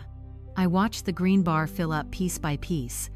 It took exactly 4 seconds for the dossier to leave my motel room and hit the secure servers of the Valorian government and the United States federal authorities. Message delivered. I leaned back in the stiff wooden chair and exhaled a long, slow breath. The silence in the motel room felt different now. It was no longer the silence of isolation. It was the silence of a suspended weight, dropping. I closed the email client and opened a secure monitoring tool I had designed to track engagement with the dossier. Within 3 minutes, the first red receipt pinged on my screen. The Valorian Ministry of Finance had opened the file. 2 minutes later, the Sovereign Treasury accessed the document.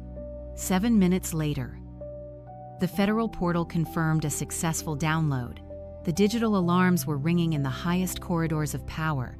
Highly trained government analysts were currently staring at their monitors, watching the illusion of the wealthy American bride evaporate into a terrifying national security threat. They were looking at the exact transaction hashes, proving that the $5 million dowry sitting in their pristine escrow account was actively monitored cartel money. I closed my laptop entirely. My part in the digital phase of this war was complete. Now it was time for the physical confrontation. I stood up and walked over to the closet. I unzipped the garment bag holding my tailored charcoal suit.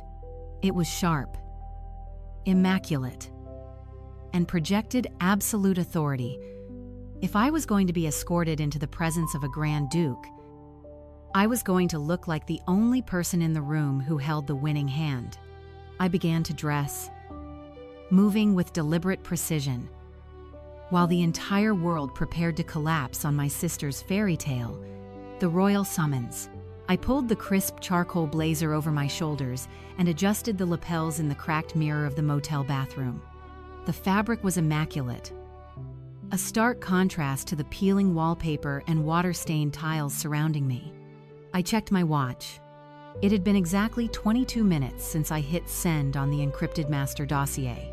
Back at the desk, my laptop screen was still open, displaying a live diagnostic feed of the secure server where I had hosted the evidence files. I watched the access logs light up like a fireworks display. Deep inside the fortified walls of the Valorian Ministry of Finance, the morning had undoubtedly started with champagne and celebratory briefings. That festive atmosphere died the exact second the Chief Inspector of the Treasury opened my priority transmission. I could picture the scene with perfect clarity. A high-ranking financial minister, likely annoyed by an urgent alert on the morning of a national holiday, clicking open the attachment. First, he would see the executive summary detailing domestic identity theft. He might have dismissed that as a tacky American family dispute, but then he would scroll down to Section 2. He would see the wire transfer logs, he would see the routing numbers, and then he would hit Section 3. The access logs on my screen spiked massively. The IP addresses pinging the dossier were multiplying. The file was being forwarded rapidly across the highest echelons of the Valorian government. They were looking at the international red notices. They were staring at the active federal tracking data imported directly from the United States authorities. They were realizing that the $5 million bridal trust, currently resting in their sovereign escrow account, was entirely composed of heavily monitored cyber syndicate dirty money. I walked over to the desk and watched the server traffic accelerate. The Ministry of Finance was pinging the dossier. The Treasury was downloading the raw transaction hashes, and then a highly classified restricted IP address accessed the file. It was the personal secure network of Grand Duke Sterling himself. The monarch had been awakened. Grand Duke Sterling was a ruler who had staked his entire legacy on transforming Valoria into an impenetrable fortress of technological and economic integrity. He was a man who personally vetted foreign investors and ruthlessly expelled anyone with a shadow of financial impropriety. The revelation that his future daughter-in-law was dragging a radioactive cyber laundering syndicate straight to the steps of the noble altar would be treated as an act of profound aggression. He would not view Chloe or her parents as mere grifters. He would view them as a catastrophic national security threat. I calmly disconnected my laptop from the secure network, wiped the temporary cache, and slid the machine into my leather briefcase. I checked my watch again, 41 minutes post-transmission. The digital panic inside the palace would be translating into physical action right about now. The Grand Duke would demand to know who had breached his banking systems to deliver this intelligence. He would see my digital signature and my credentials as a senior intelligence officer for the very firm that audited his sovereign fund. He would realize that the woman who just saved his state from a devastating international banking crisis was currently sitting in a cheap motel room less than 3 miles away from his throne. I did not have to wait long. The low rumble of heavy engines vibrated through the thin walls of my room. I walked over to the window and parted the dusty curtains just a fraction of an inch. A convoy of 3 black armored tactical vehicles had just pulled into the cracked asphalt parking lot of the Commercial Depot Motel. They moved with absolute military precision, boxing in all potential exits. These were not local police cruisers. They bore the silver and blue crest of the Valorian Elite Guard. I stepped away from the window, picked up my briefcase, and stood in the center of the room. I smoothed the front of my charcoal suit, ensuring my posture was perfectly straight. A heavy, sharp knock echoed through the door. The sound was authoritative. demanding absolute compliance. I unlocked the deadbolt, slid back the security chain, and pulled the door open. 2 men stood in the outdoor corridor, blocking the morning sun. They wore the ceremonial yet heavily armored uniforms of the elite protection detail. Their expressions were unreadable. Hidden behind dark sunglasses and decades of disciplined training, they did not draw weapons. They did not reach for handcuffs. The taller guard stepped forward and bowed his head slightly. A gesture of profound, unexpected respect. "Miss Vance," he said, his voice thick with a crisp European accent. "His Grace, Grand Duke Sterling, requests your presence at the palace immediately." I met his gaze with absolute icy calm. "I understand," I replied, keeping my voice perfectly level. "Lead the way." I stepped out of the dingy motel room, leaving the cheap laminate desk and flickering fluorescent lights behind forever. The guards immediately flanked me, forming a highly protective wedge as we walked down the concrete stairs toward the waiting convoy. The motel clerk, who had ignored me the night before, was now standing behind his glass counter, staring with wide, terrified eyes as the elite military detail escorted me across his parking lot. One of the guards opened the heavy reinforced door of the lead armored vehicle. I slid into the luxurious leather interior. Placing my briefcase on the seat beside me, the door slammed shut, sealing me inside a quiet, climate-controlled vault. The convoy immediately accelerated, pulling out of the transit depot and turning toward the heart of the city. Through the tinted bulletproof glass, I watched the streets of Valoria blur past. The city was alive with frenetic, joyous energy. Crowds of citizens were lining the barricaded sidewalks, waving national flags and tossing flower petals in anticipation of the royal procession. They were cheering for a fairy tale that was already dead. They were celebrating a bride who was currently sitting on top of a ticking financial time bomb. I leaned back against the plush leather headrest. My parents had told hotel security to throw me out onto the street like garbage. They had assumed I would be paralyzed by shame and financial ruin. Now I was speeding toward the palace under the personal protection of the Grand Duke himself, holding the absolute power to dismantle their entire existence. The car banked sharply, merging onto the exclusive royal avenue that led directly to the palace gates. The endgame had officially arrived. The ballroom breach, the black armored convoy glided past the towering ornate iron gates of the noble palace without slowing down. Armed sentries waved us through, parting the sea of cheering tourists and media crews along the perimeter. We bypassed the grand public entrance, navigating instead through a maze of fortified security tunnels reserved exclusively for elite officials and the ruling family. The tires hummed against the smooth concrete before the armored vehicle came to a silent halt in a guarded staging area. The doors swung open. I stepped out into the cool air.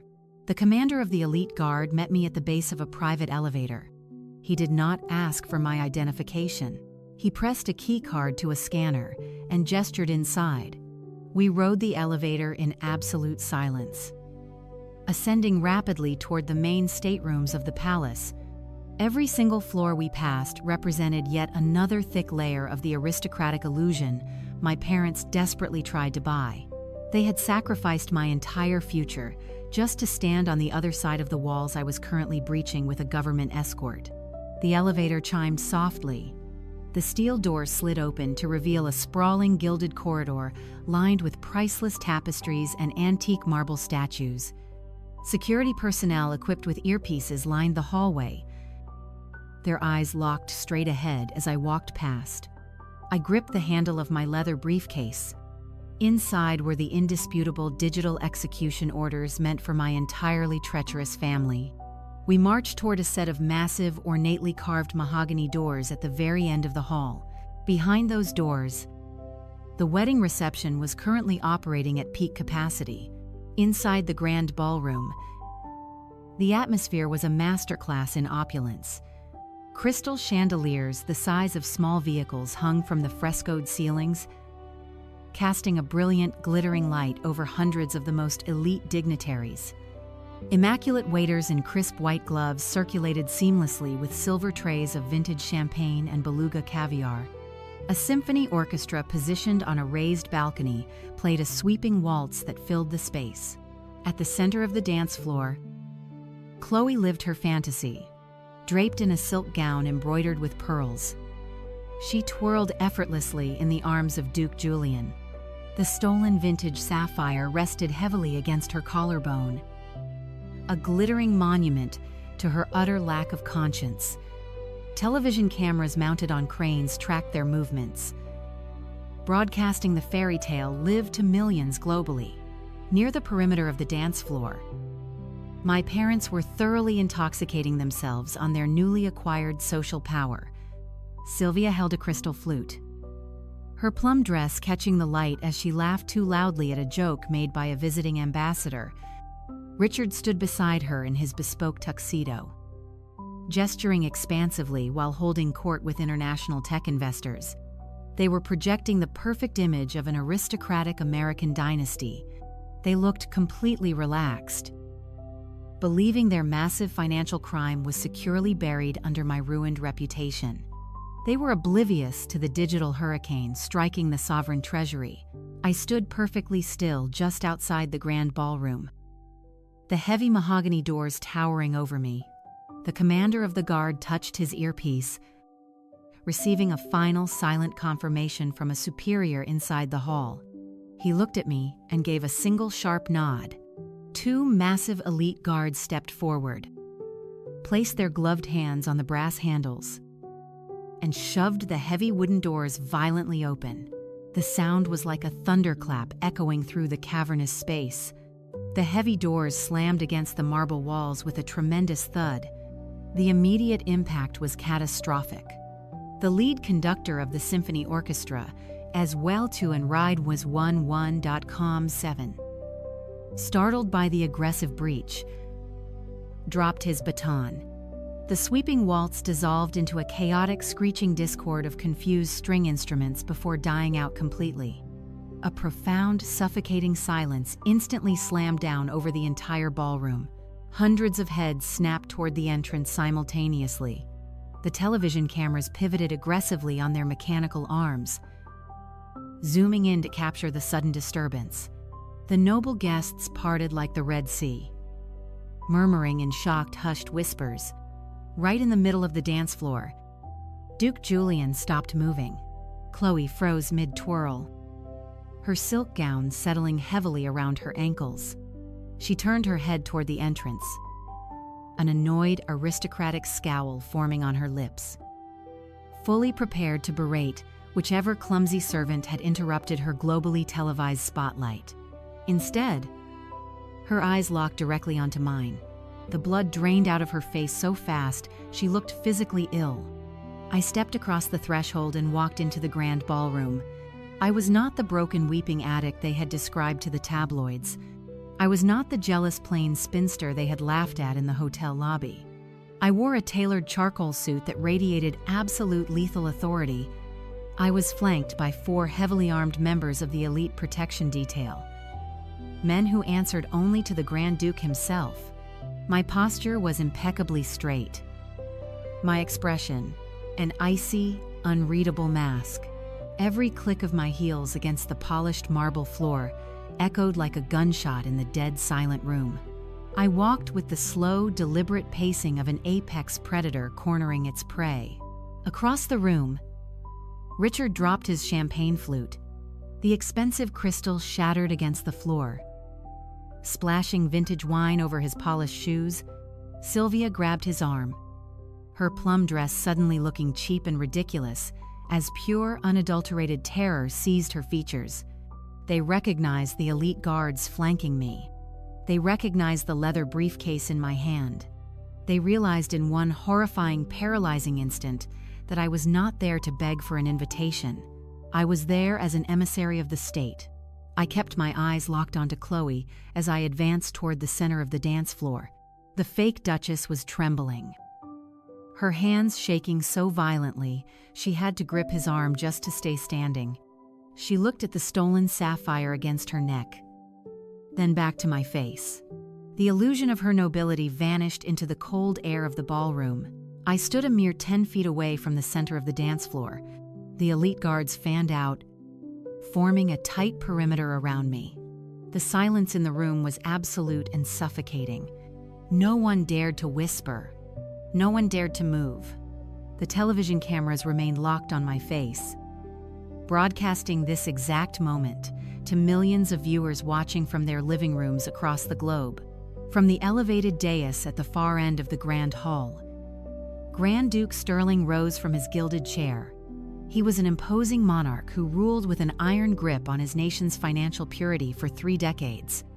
The silver medals adorning his uniform clinked softly as he descended the marble stairs.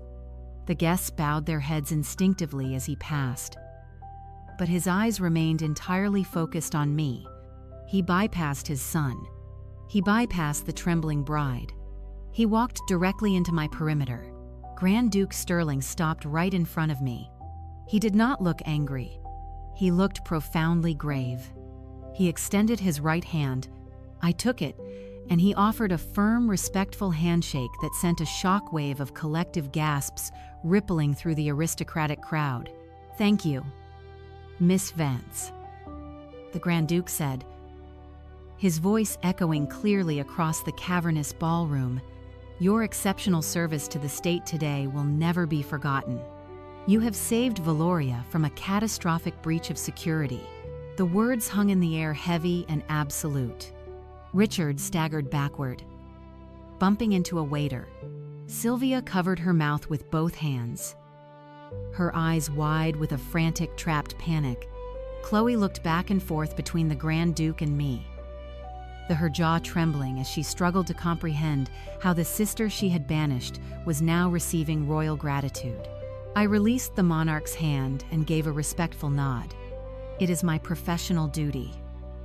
"Your Grace," I replied smoothly. I turned my attention to Duke Julian. He stood rigid, confusion and growing horror fighting for dominance on his handsome face. I unlatched my leather briefcase. The sharp clicks echoed like a ticking clock. I reached inside and withdrew the master dossier bound in black cardstock and stamped with the official seal of my intelligence firm. I extended the physical copy of the dossier directly to Duke Julian. He took it hesitantly as if the paper itself might burn his hands. "Your Grace," I said, projecting my voice so the cameras and the silent crowd could capture every single syllable. "You believe you are marrying an heiress from an old-money American tech dynasty. You believe the $2.5 million bridal trust, currently resting in your sovereign escrow account, is a demonstration of generational wealth. It is not." Duke Julian opened the heavy cover of the dossier. His eyes scanned the first page, the executive summary detailing the wire fraud. He looked up, his face draining of color. "What is this?" he demanded, his voice cracking. I kept my posture rigid and my tone utterly clinical. "That is a comprehensive cyber financial audit," I stated. "Your bride and her parents are broke. They filed for bankruptcy 5 years ago to buy her way into your family. My parents committed massive domestic identity theft. They forged my signature and weaponized my pristine credit history to take out a fraudulent $2.5 million mortgage on a commercial tech property I legally co-own. The money you require as a dowry is entirely stolen." Chloe lunged forward, reaching out to grab the dossier from the Duke's hands.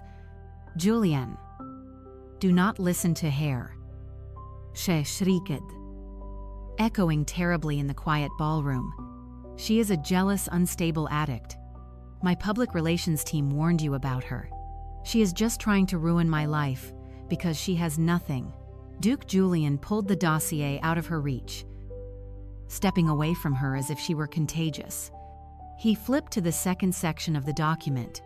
He saw the bank's security camera footage stills.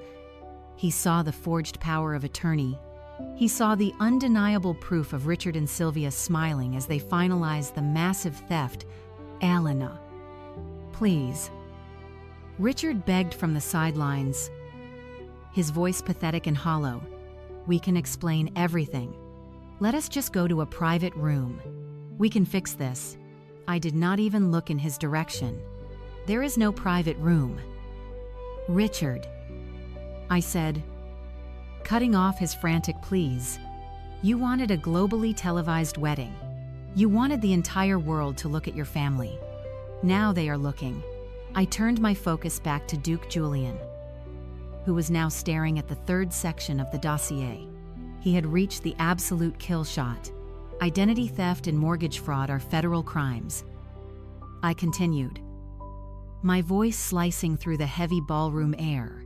But that is not why the Grand Duke just thanked me. That is not why the elite guards are standing behind me. When your future father-in-law decided to funnel that stolen $5 million into your pristine country, he did not use a clean financial vehicle. He bought an offshore shell company to wash the money. I took a slow, deliberate step toward Chloe. The stolen sapphire pendant on her neck caught the light of the chandeliers. He routed your dowry through Zenith Solutions Global, I announced, making sure my diction was flawless. That specific shell company is a known money laundering artery for an international cyber extortion syndicate. It is currently under active joint investigation by the Federal Bureau of Investigation and Global Cybersecurity Task Forces. My parents took dirty cartel-linked routing numbers and plugged them directly into your sovereign treasury. The silence that followed was absolute. It was the sound of a total systemic collapse. Duke Julian dropped the dossier onto a nearby silver tray. He looked at Chloe with an expression of pure, unadulterated revulsion. She had brought a radioactive federal investigation to the very steps of the altar. She had infected a sovereign nation with illicit funds just to play pretend. Sylvia let out a sudden sharp wail and collapsed onto her knees right there on the polished marble floor. Her plum gown pooled around her as she began to hyperventilate, clutching her chest. Richard stood frozen, his arms hanging uselessly at his sides, his mouth opening and closing without producing a single sound. Chloe backed away from the Duke, shaking her head in violent denial. No, she whispered, tears finally spilling over her expertly applied makeup. No, it is a mistake. I am going to be a duchess. I am going to be a duchess. You are a massive liability. I corrected her, my voice dropping to a cold, hard whisper. And you are currently holding my grandmother's sapphire. The elite guards stepped forward, moving into a tactical formation around the disgraced bride and her paralyzed parents. The financial execution was complete. The fairy tale was dead. I stood in the center of the devastated ballroom, the undisputed victor of a war they had foolishly started. The final gaslight Sylvia scrambled up from the polished marble floor. Her plum gown was wrinkled and her carefully styled hair had fallen out of place. But her survival instincts were kicking in. She was a woman who had spent her entire life manipulating reality to fit her narrative. When cornered, she always reverted to her favorite weapon: gaslighting. She pointed a shaking manicured finger at me and let out a theatrical wail. Do not listen to hair. She is sick. She is completely out of her mind. Sylvia turned her frantic gaze to Grand Duke Sterling and Duke Julian, spreading her hands in a gesture of maternal despair. Your Grace, please forgive this horrific display. My oldest daughter is having a severe mental breakdown. We tried to get her psychiatric help in the United States, but she refused. She has been struggling with severe addiction and paranoid delusions. Richard, sensing a lifeline, instantly joined the performance. He straightened his ruined tuxedo and stepped forward, adopting the solemn tone of a heartbroken patriarch. It is true. Your Grace, Elena has been deeply unwell for years. The stress of her corporate job finally broke her. She fabricated this entire financial conspiracy out of pure jealousy because she cannot stand to see her sister happy. All these documents are the ravings of an unstable mind. She needs to be in a hospital, not a noble ballroom. Chloe nodded vigorously. Wiping her tears and clinging to her shredded dignity, she is obsessed with me. She has always tried to destroy my happiness. Please, Julian, send her away before she hurts someone. The aristocratic guests murmured among themselves. The public relations smear campaign my family had paid for was still fresh in their minds. Some of the visiting dignitaries exchanged uncertain glances. The lie was audacious, but it was delivered with such desperate conviction that a lesser opponent might have faltered. I did not falter. I did not raise my voice. I did not defend my sanity or list my professional credentials. Engaging with a gaslighter only gives oxygen to their fire. Instead, I stood perfectly still and allowed their frantic, desperate voices to echo off the frescoed ceiling until the silence rushed back in. I turned slightly and made a deliberate, subtle nod toward a man standing just to the right of the Grand Duke. He was the head of state communications. He stepped forward, holding a sleek, high-definition tablet connected directly to the Grand Ballroom's state-of-the-art audiovisual system. "I do not need to argue with you," I said, my voice carrying a lethal calm. "The truth does not require a performance." The communications head tapped the screen of his tablet. Instantly, the massive digital projection screens meant to display rolling photographs of the happy couple flickered to life. The audio feed piped directly through the symphony orchestra's towering surround sound speakers. On the massive screens, an exceptionally sharp video feed materialized. It was Maya sitting behind the massive mahogany desk of her Chicago law office, wearing a tailored suit and exuding absolute authority. "Good evening, Your Grace and distinguished guests," Maya said, her voice projecting crisp and clear across the silent ballroom. "My name is Maya Vance. I am a senior corporate litigator at a top-tier law firm in the United States, and Elena is my sister-in-law. I am currently transmitting this feed directly from Chicago, where I have spent the morning compiling physical evidence of massive federal fraud." Sylvia let out a sharp gasp. Richard took a step backward, his face draining of whatever color had returned. They knew Maya. They knew she was ruthless, brilliant, and completely immune to their manipulations. "My parents-in-law have just attempted to claim that Elena is suffering from a paranoid delusion," Maya continued, her tone laced with absolute clinical precision. "They claim the forged mortgage and the stolen funds are a fabrication. Let us test that theory against the surveillance footage extracted this morning from the First National Bank of Seattle under threat of a federal subpoena." Maya tapped a key on her keyboard. The video on the massive ballroom screens shifted. The live feed of Maya was replaced by high-resolution black and white security footage. The timestamp in the corner clearly displayed a date from 3 weeks ago. There, sitting comfortably in a plush bank office, were Sylvia and Richard. The resolution was so clear that the attendees in the ballroom could see the brand of Richard's watch. The bank loan officer slid a tablet across the desk. The audio from the security feed crackled to life, echoing through the speakers. Richard's voice filled the Valorian ballroom. He was laughing. "Elena is always too busy working to manage the property properly," Richard said on the recording, taking the stylus. "It is a good thing she gave us power of attorney to handle this refinancing. She trusts her old man to make the smart investments." Sylvia leaned in, smiling brightly. "Yes. She is just thrilled to help her little sister secure a solid foundation for the wedding. She told us to take out as much as the equity allows." Richard signed the digital document with a flourish. The forgery was captured in high definition from 3 different angles. The ballroom was paralyzed. The evidence was irrefutable, but Maya was not finished. "That footage establishes the forgery," Maya announced, her voice cutting back in over the speakers. Now, let us address the intent to ruin Elena. 2 nights ago, Richard left a voicemail on my husband Simon's private phone, explaining why they had to kick Elena out of the hotel. Simon was horrified and immediately turned the recording over to my legal team. A new audio file began to play. This time, it was just a voice recording, but the quality was pristine. Richard's arrogant hushed tone filled the grand hall. "Simon, you need to stop worrying about Elena," he hissed on the tape. "We had to get her out of the hotel before she checked her bank accounts. The mortgage cleared, but the first payment is due next week. And we are obviously not paying it. The bank is going to freeze her credit. She is going to be ruined.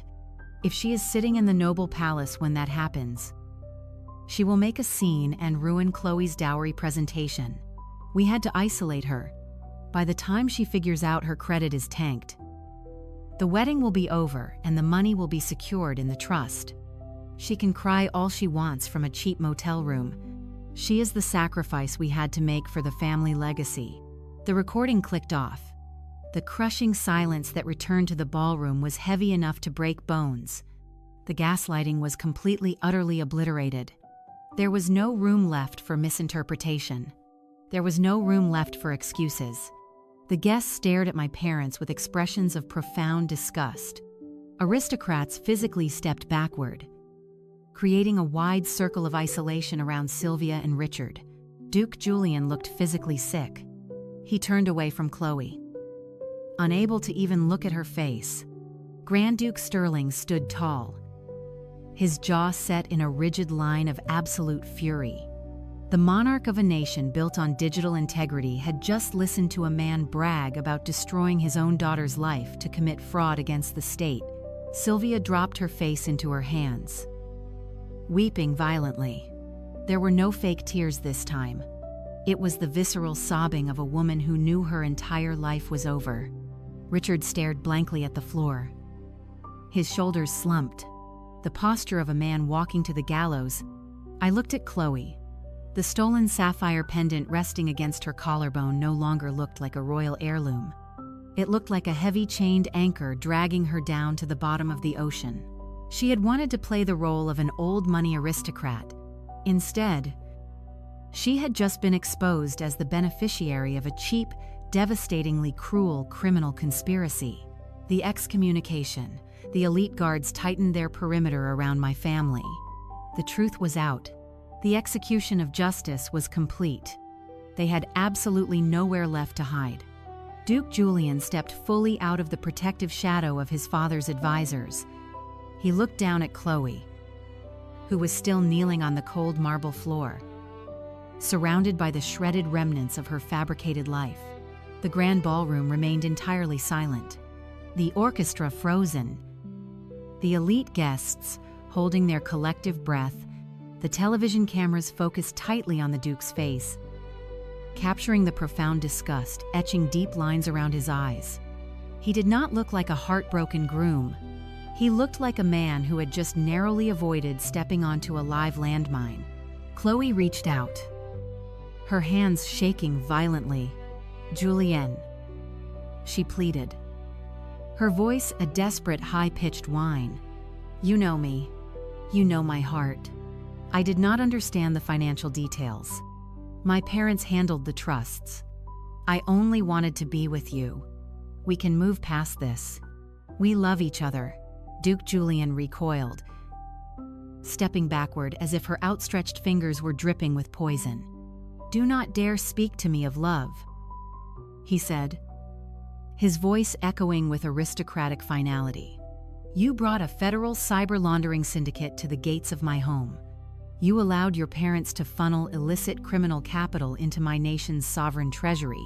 You stole from your own sister and then stood before my family smiling while your public relations team attempted to destroy her sanity in the global press." He shook his head, looking at her white silk gown with absolute revulsion. "It is not just the lack of wealth that disgusts me, Chloe.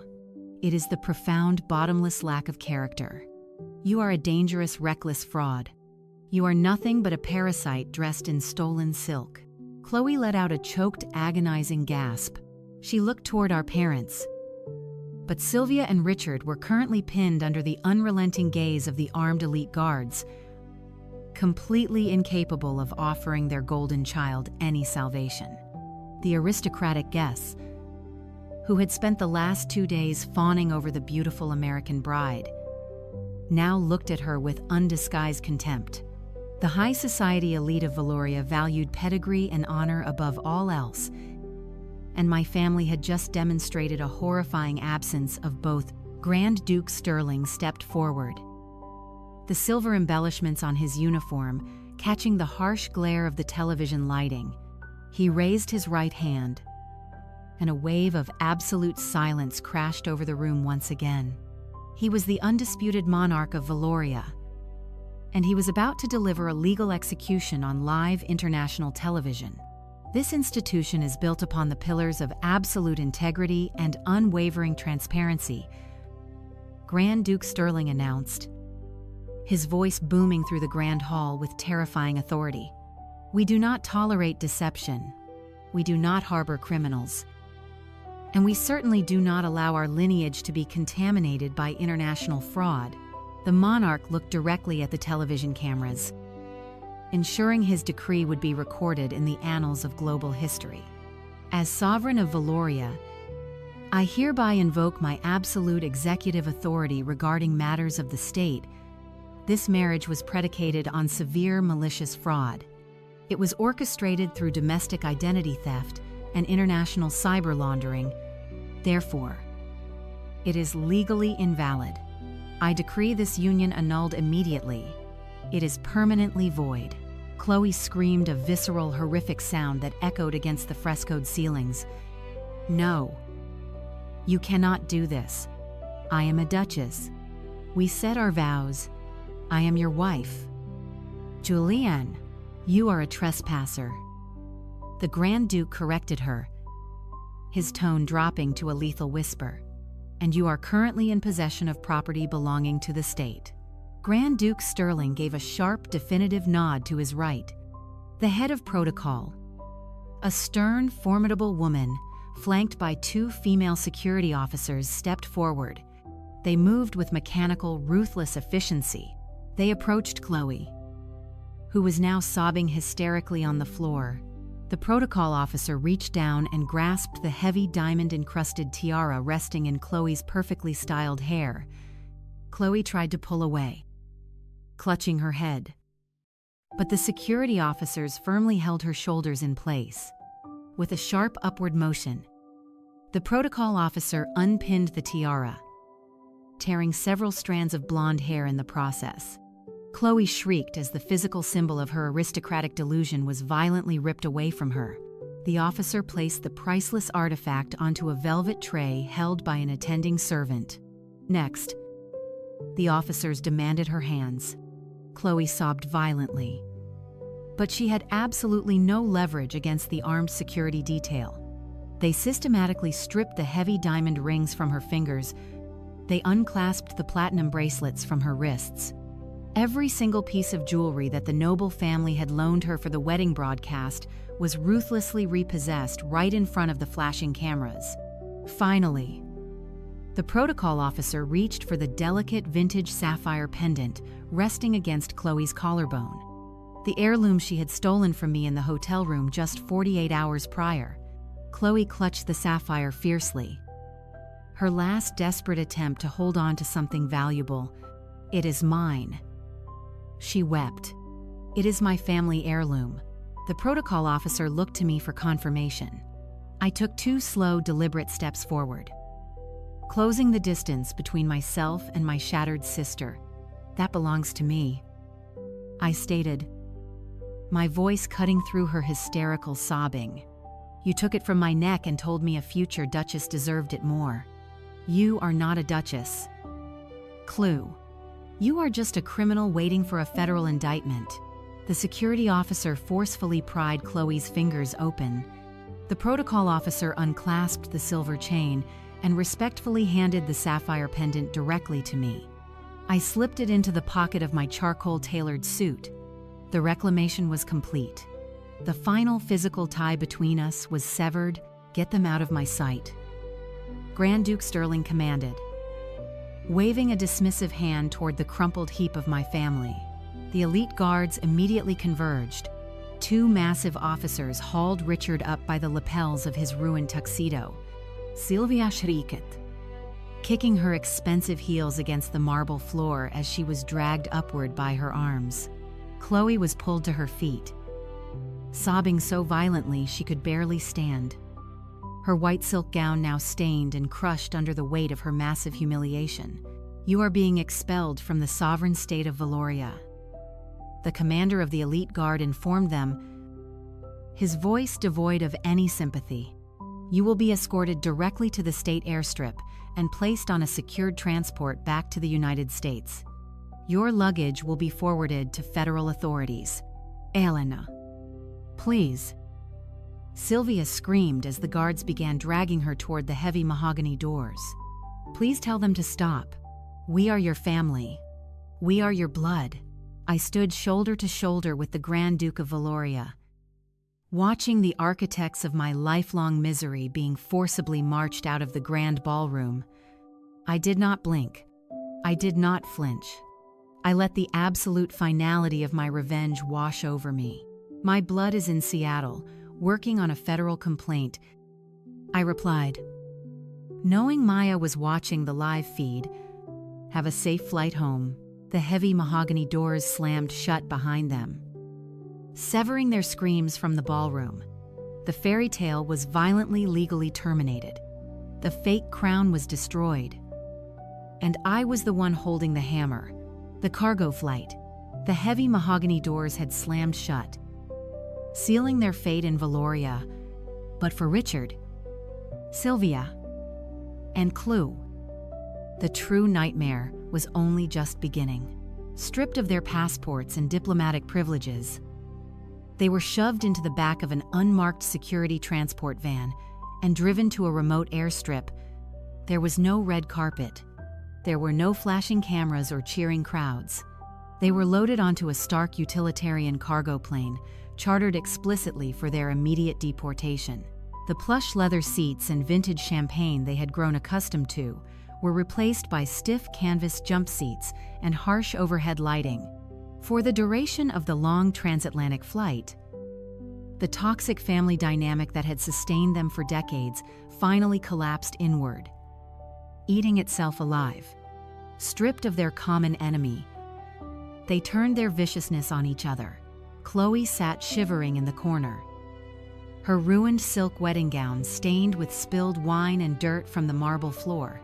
She shrieked at her parents, blaming their cheap, sloppy financial scheming for destroying her one chance at global aristocracy.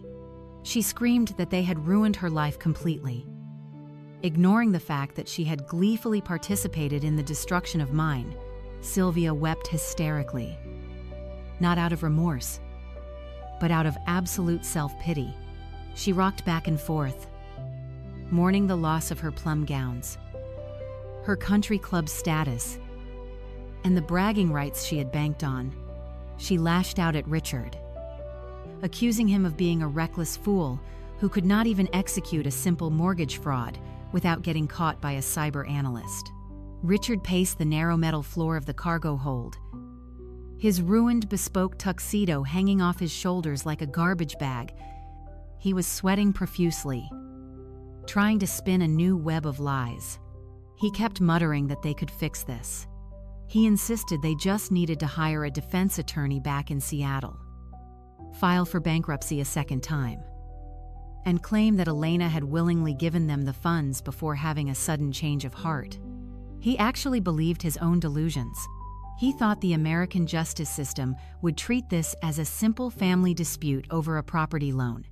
He had absolutely no comprehension of the catastrophic federal avalanche Maya had initiated. The cargo plane began its steep descent into Washington state. The Seattle skyline broke through the clouds, a towering monument to the financial power I wielded. As the landing gear hit the tarmac at Seattle-Tacoma International Airport, Richard adjusted his tie and told his wife and daughter to stand up straight. He commanded them to keep their heads down, grab a taxi, and retreat to their estate in Illinois.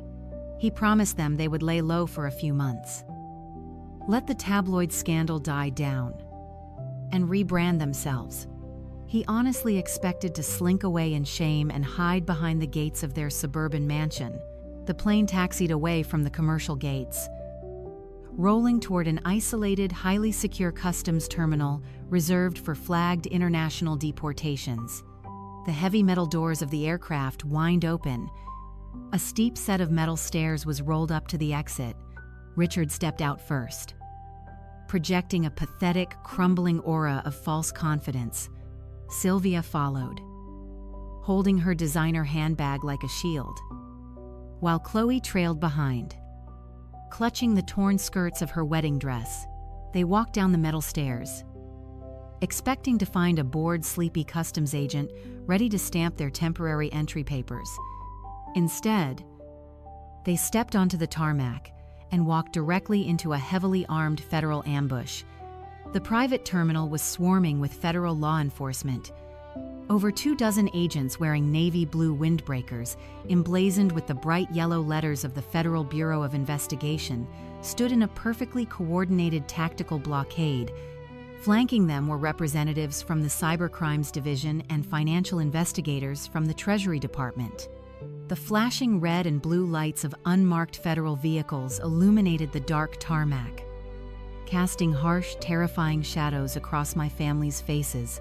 Richard froze, his polished shoes locking onto the concrete. The false confidence evaporated from his body in a single paralyzing heartbeat. Sylvia let out a high, strangled gasp.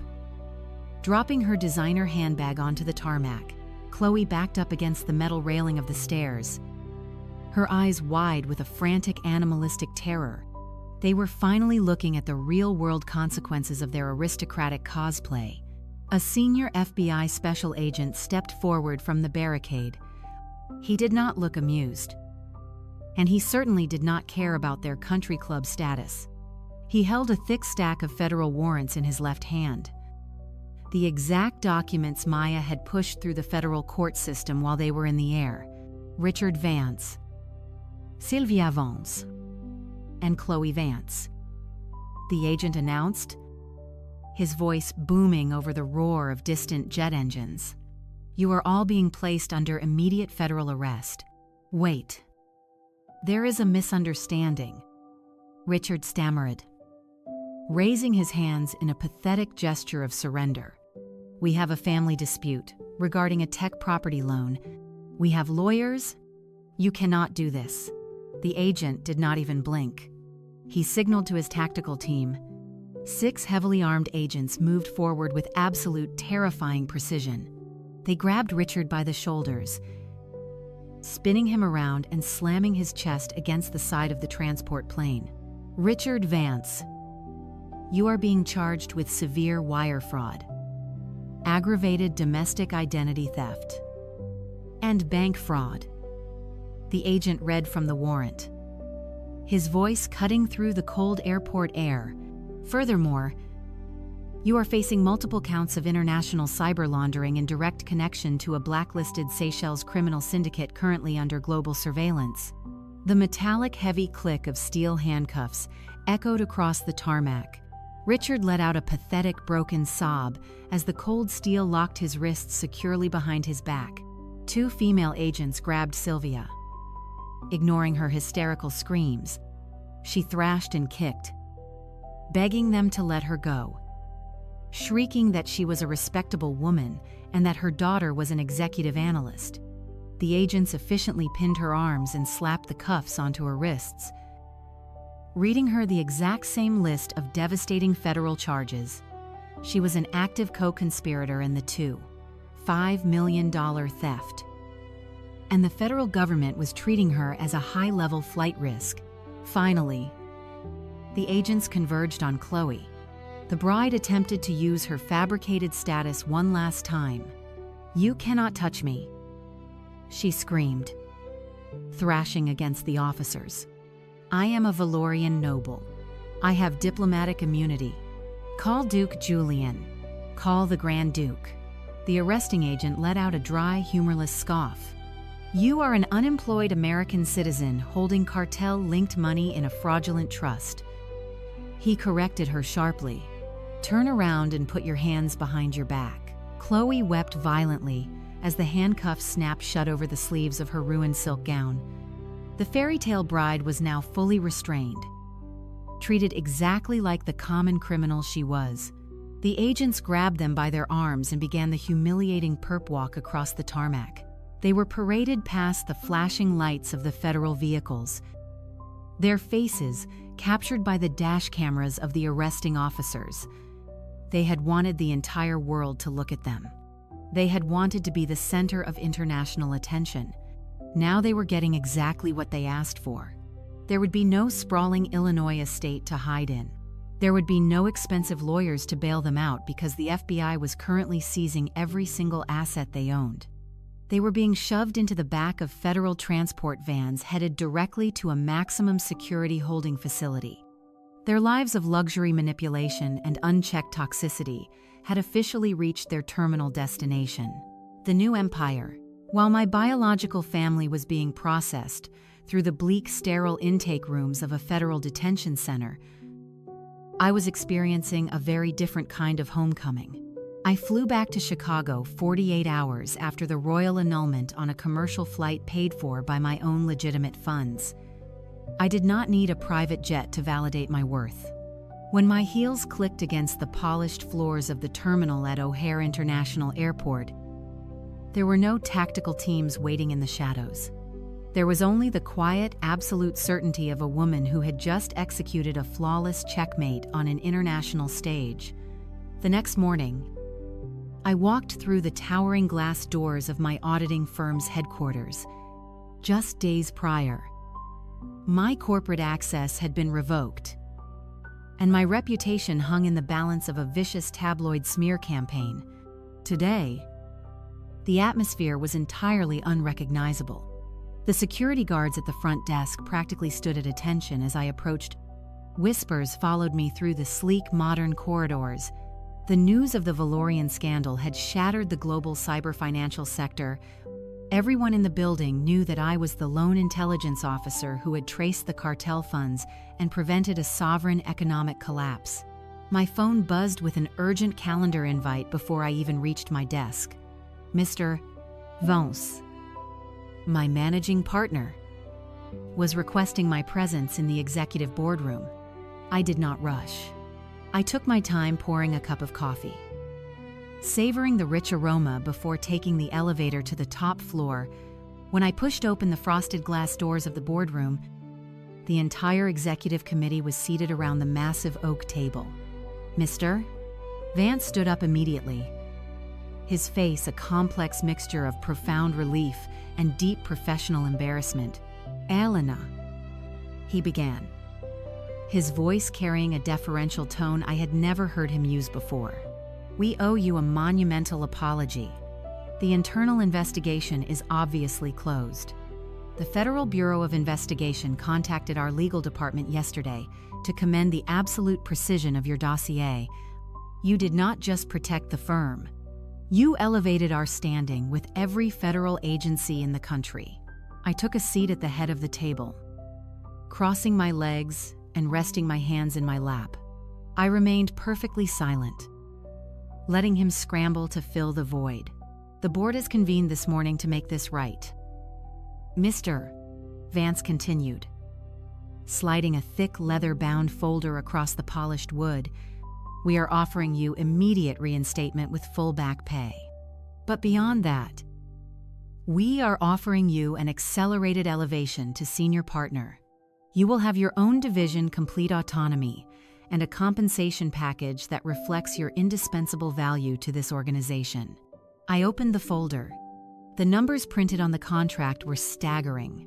It was the kind of partnership offer analysts spent 30 years bleeding for.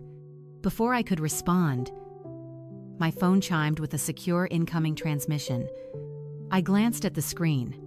The sender was the Valorian Ministry of Finance, acting under the direct executive authority of Grand Duke Sterling. I smiled. closing the leather folder and sliding it back across the table. "That is an incredibly generous offer." "Mr. Vance," I said, my voice steady and cold. But my career trajectory has shifted over the past few days. I picked up my phone and showed him the secure digital contract that had just materialized in my inbox. Grand Duke Sterling had formally dismissed his previous international cyber risk assessment team. In their place, he was offering me a multi-million-dollar independent consulting retainer. He wanted me exclusively. He demanded the woman who could single-handedly dismantle a cartel laundering operation from a cheap motel room to personally oversee the security of his sovereign tech treasury. "I am resigning from the firm effective immediately," I announced, standing up from the heavy leather chair. "I appreciate the partnership offer, but I no longer have any interest in climbing a corporate ladder. I am building my own." I left the executive boardroom in stunned silence and walked out of the building. The crisp Chicago air tasted like absolute freedom. I had a massive sovereign contract in my digital wallet, and I knew exactly who I needed to partner with to execute it. While I was severing my ties with the corporate world, Maya was performing an even more ruthless amputation out in the suburbs. She had returned to the luxury condominium she shared with my older brother, Simon. Simon had spent the last 48 hours watching the news cycle completely paralyze his family. He had watched his parents and his golden child sister get dragged across the tarmac in federal handcuffs on every major news network. When Maya walked into their living room, Simon was pacing frantically, clutching his phone. "Maya," he stammered, his face pale with panic. "You have to help them. You are a senior corporate lawyer. You know the federal prosecutors. You have to arrange bail for Mom and Dad. They are terrified." Maya dropped her pristine briefcase onto the kitchen island and looked at her husband with pure, unadulterated disgust. "Your parents forged your sister's signature to steal $2.5 million. Simon," she stated, her voice dropping to a lethal calm. "They routed that money through a cyber cartel syndicate to buy Chloe a fake aristocratic title. They tried to destroy Elena entirely. They made a terrible mistake," Simon pleaded, grabbing the edge of the counter. "But they are family. Maya, we have to protect family." Maya let out a sharp, humorless laugh. "You knew they were toxic. Simon, you knew they treated Elena like a disposable asset for decades. You watched them drain her finances and mock her career, and you stood by in absolute cowardly silence because you did not want to lose your spot in their will. You are weak. You are complicit. And I refuse to anchor my life to a man who lacks a spine." She reached into her briefcase and pulled out a thick stack of legal documents. She slammed them down onto the granite countertop right in front of him. Simon flinched. "Those are divorce papers," Maya announced. "I filed them this morning. I am taking my assets, my reputation, and my maiden name. I suggest you find a very cheap defense attorney for your parents because the federal government is going to seize every dime of their fraudulent wealth. Do not ever call me again." Maya walked out of the condominium, leaving Simon standing alone in the wreckage of his own cowardly complicity. She did not look back. She hailed a cab and gave the driver the address to an upscale restaurant in downtown Chicago. I was sitting in a private leather booth waiting for her when she arrived.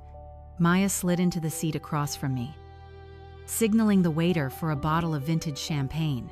Her dark eyes were blazing with fierce, triumphant energy. We did not need to exchange words about the fallout. The execution had been flawless.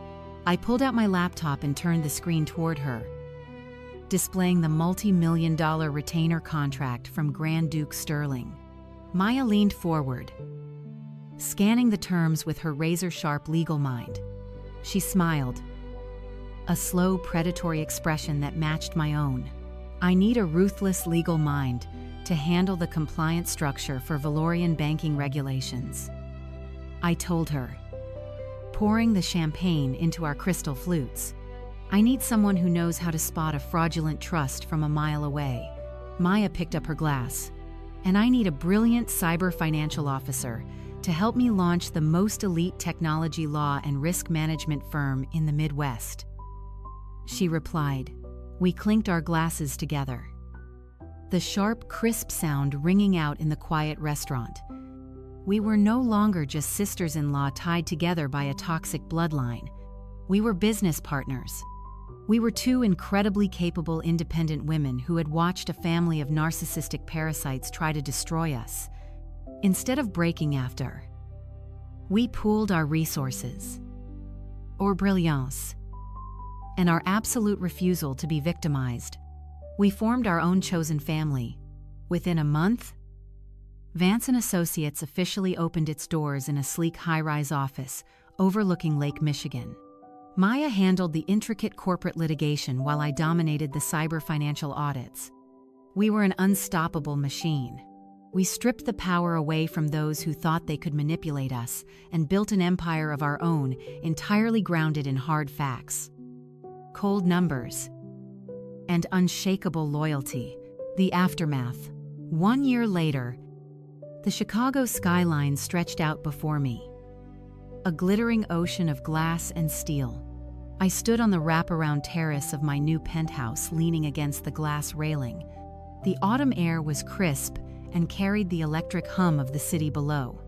I took a slow sip of a remarkably rare vintage red wine, letting the complex flavors settle on my palate. The crystal glass caught the ambient light from the city, a sharp contrast to the cheap paper cup of bitter coffee I had consumed in that obscure Valorian motel room exactly 12 months ago. I heard the soft click of sliding glass doors behind me. Maya stepped out onto the terrace, carrying her own glass of wine and a sleek leather-bound portfolio. She wore a stunning emerald green suit, her presence radiating the kind of effortless, unshakable power we had built our entire firm upon. We were no longer just surviving the corporate grind. We were dictating the terms of the financial world. Grand Duke Sterling just officially countersigned the renewal contract for our risk assessment services, Maya announced, coming to stand beside me at the railing. She handed me the portfolio. He authorized a 20% increase on the retainer. The Sovereign Treasury specifically requested that you personally oversee the integration of their new anti-extortion protocols. I smiled. Looking down at the heavy parchment paper bearing the royal seal of Valoria, it was a flawless victory. Vance & Associates had become the most feared and respected cyber law and intelligence firm on the continent. We did not just audit wealth. We protected sovereign economies. Maya and I had forged a bond that transcended the toxic bloodlines we had both severed. We were true partners. We were chosen family. We protected each other. And we built an empire where loyalty was proven through absolute integrity, not blind obedience. I handed the portfolio back to Maya and turned my gaze back to the glowing city skyline. It was hard to fathom how completely the universe had rebalanced itself in just 365 days. The scales of justice had not just tipped, they had slammed down with bone-crushing force. My parents, Sylvia and Richard, were currently adapting to a very different kind of living arrangement. There were no more country club dinners. There were no more luxury leased vehicles or grand estates in the suburbs. Following the undeniable mountain of digital evidence I had handed to the Federal Bureau of Investigation, their high-priced defense attorney had strongly advised them to take a plea deal. They had absolutely no leverage to fight the charges of severe wire fraud and international cyber laundering. The judge had been entirely merciless during sentencing, citing their shocking willingness to destroy their own daughter for a superficial social climb. Richard was currently serving a 10-year sentence in a medium-security federal correctional institution in Pennsylvania. Sylvia was serving 8 years in a federal prison camp for women. The government had seized every single asset they owned to pay back the bank and cover the massive punitive fines. The suburban mansion was auctioned off, Their bank accounts were liquidated. They were stripped of their pride, their wealth, and their freedom. They were completely isolated, forced to spend the next decade wearing standard-issue federal jumpsuits instead of designer gowns and bespoke tuxedos. And then there was Chloe. The spectacular implosion of her noble fairy tale had left her entirely radioactive in high society circles. The annulment had been swift and brutal. Grand Duke Sterling made certain that the global press knew exactly why the American bride had been expelled from Valoria. The elite aristocrats and wealthy socialites Chloe had spent her entire life desperately trying to impress now treated her like a contagious disease. No billionaire wanted to be associated with a woman whose family had attempted to funnel ransomware money into a sovereign treasury. Without our parents' stolen funds to subsidize her lavish lifestyle, Chloe had crashed into a harsh, unforgiving reality. Bankruptcy had wiped out whatever scraps she had left. Last I heard, my former golden child sister was working a minimum wage retail job at a luxury tech boutique downtown. She spent her days unboxing the exact premium devices she used to buy and ringing up the credit cards of the wealthy women she used to envy. She had to smile and serve the very people who had watched her global humiliation on television. She had no duke. She had no trust fund. She had no family to bail her out. She had nothing but the agonizing daily reminder of the empire she had lost because she decided to steal my grandmother's sapphire and throw me out on the street. As for Simon, he had quietly faded into total obscurity. After Maya finalized their divorce and stripped away the prestigious lifestyle she had provided for him, he was forced to downsize into a mediocre apartment. He was too cowardly to visit our parents in federal prison and too weak to rebuild his own life. He was a spectator to his own failure. I took another slow sip of the vintage wine, letting the cool evening breeze wash over my face. I looked at Maya, who was raising her glass toward the glittering skyline in a silent toast to everything we had conquered. We had taken the absolute worst betrayal imaginable and weaponized it into an untouchable fortress of success.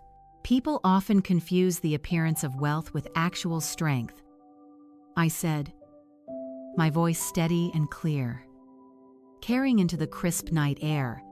They think that wearing a designer dress or standing next to a noble title somehow makes them invincible. They mistake manipulation for intelligence and cruelty for power. But they are always wrong. I turned away from the city lights and looked directly ahead. True power is not a borrowed crown. It is knowing exactly how to trace the code. Thank you so much for joining me on this incredible journey. Navigating a toxic family dynamic can be one of the most isolating and devastating experiences a person can face. But you do not have to carry their burdens forever. Have you ever had to draw a massive line in the sand and set a hard, permanent boundary with a toxic family member who tried to manipulate your life? How did you finally break free from their control and reclaim your own power? I would absolutely love to hear your stories of survival and success in the comments section down below. Your experiences matter, and your strength can inspire someone else who is currently fighting their own battle. If you enjoyed this story and want to hear more content about overcoming betrayal and building a beautiful, independent life, please hit that like button and subscribe to the channel. Stay strong. Trust your own instincts. And always remember your true worth. The harrowing journey of Elena facing her family's ultimate betrayal illuminates a profound truth about personal empowerment and resilience. When her parents and sisters systematically stripped away her familial safety net to construct a fragile illusion of aristocratic wealth, they operated under the arrogant assumption that she would silently crumble under the weight of their massive deception. However, the core lesson embedded in this narrative is that authentic power cannot be stolen, forged, or married into. It is meticulously built through independent, specialized skill and unshakable integrity. Elena's survival did not depend on waiting for a miraculous apology or hoping the noble family would eventually notice the glaring injustice. Instead, she actively leveraged the very tools she had cultivated throughout her entire professional life. her brilliant cyber intelligence expertise, and her unwavering self-reliance to methodically dismantle their fraudulent empire, the story powerfully demonstrates that while toxic individuals might try to hijack your financial resources to buy themselves a temporary crown, they can never steal the intrinsic competence and sharp intelligence that generated those resources in the first place. Furthermore, the story teaches us that severing ties with toxic bloodlines is never an act of defeat, but rather the ultimate declaration of self-worth.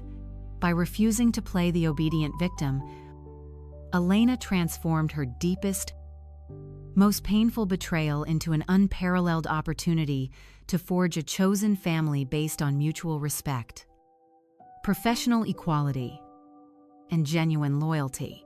We are reminded that our value is never determined by those who blindly exploit us, but by our ability to stand firmly in our truth and rebuild our lives entirely on our own terms.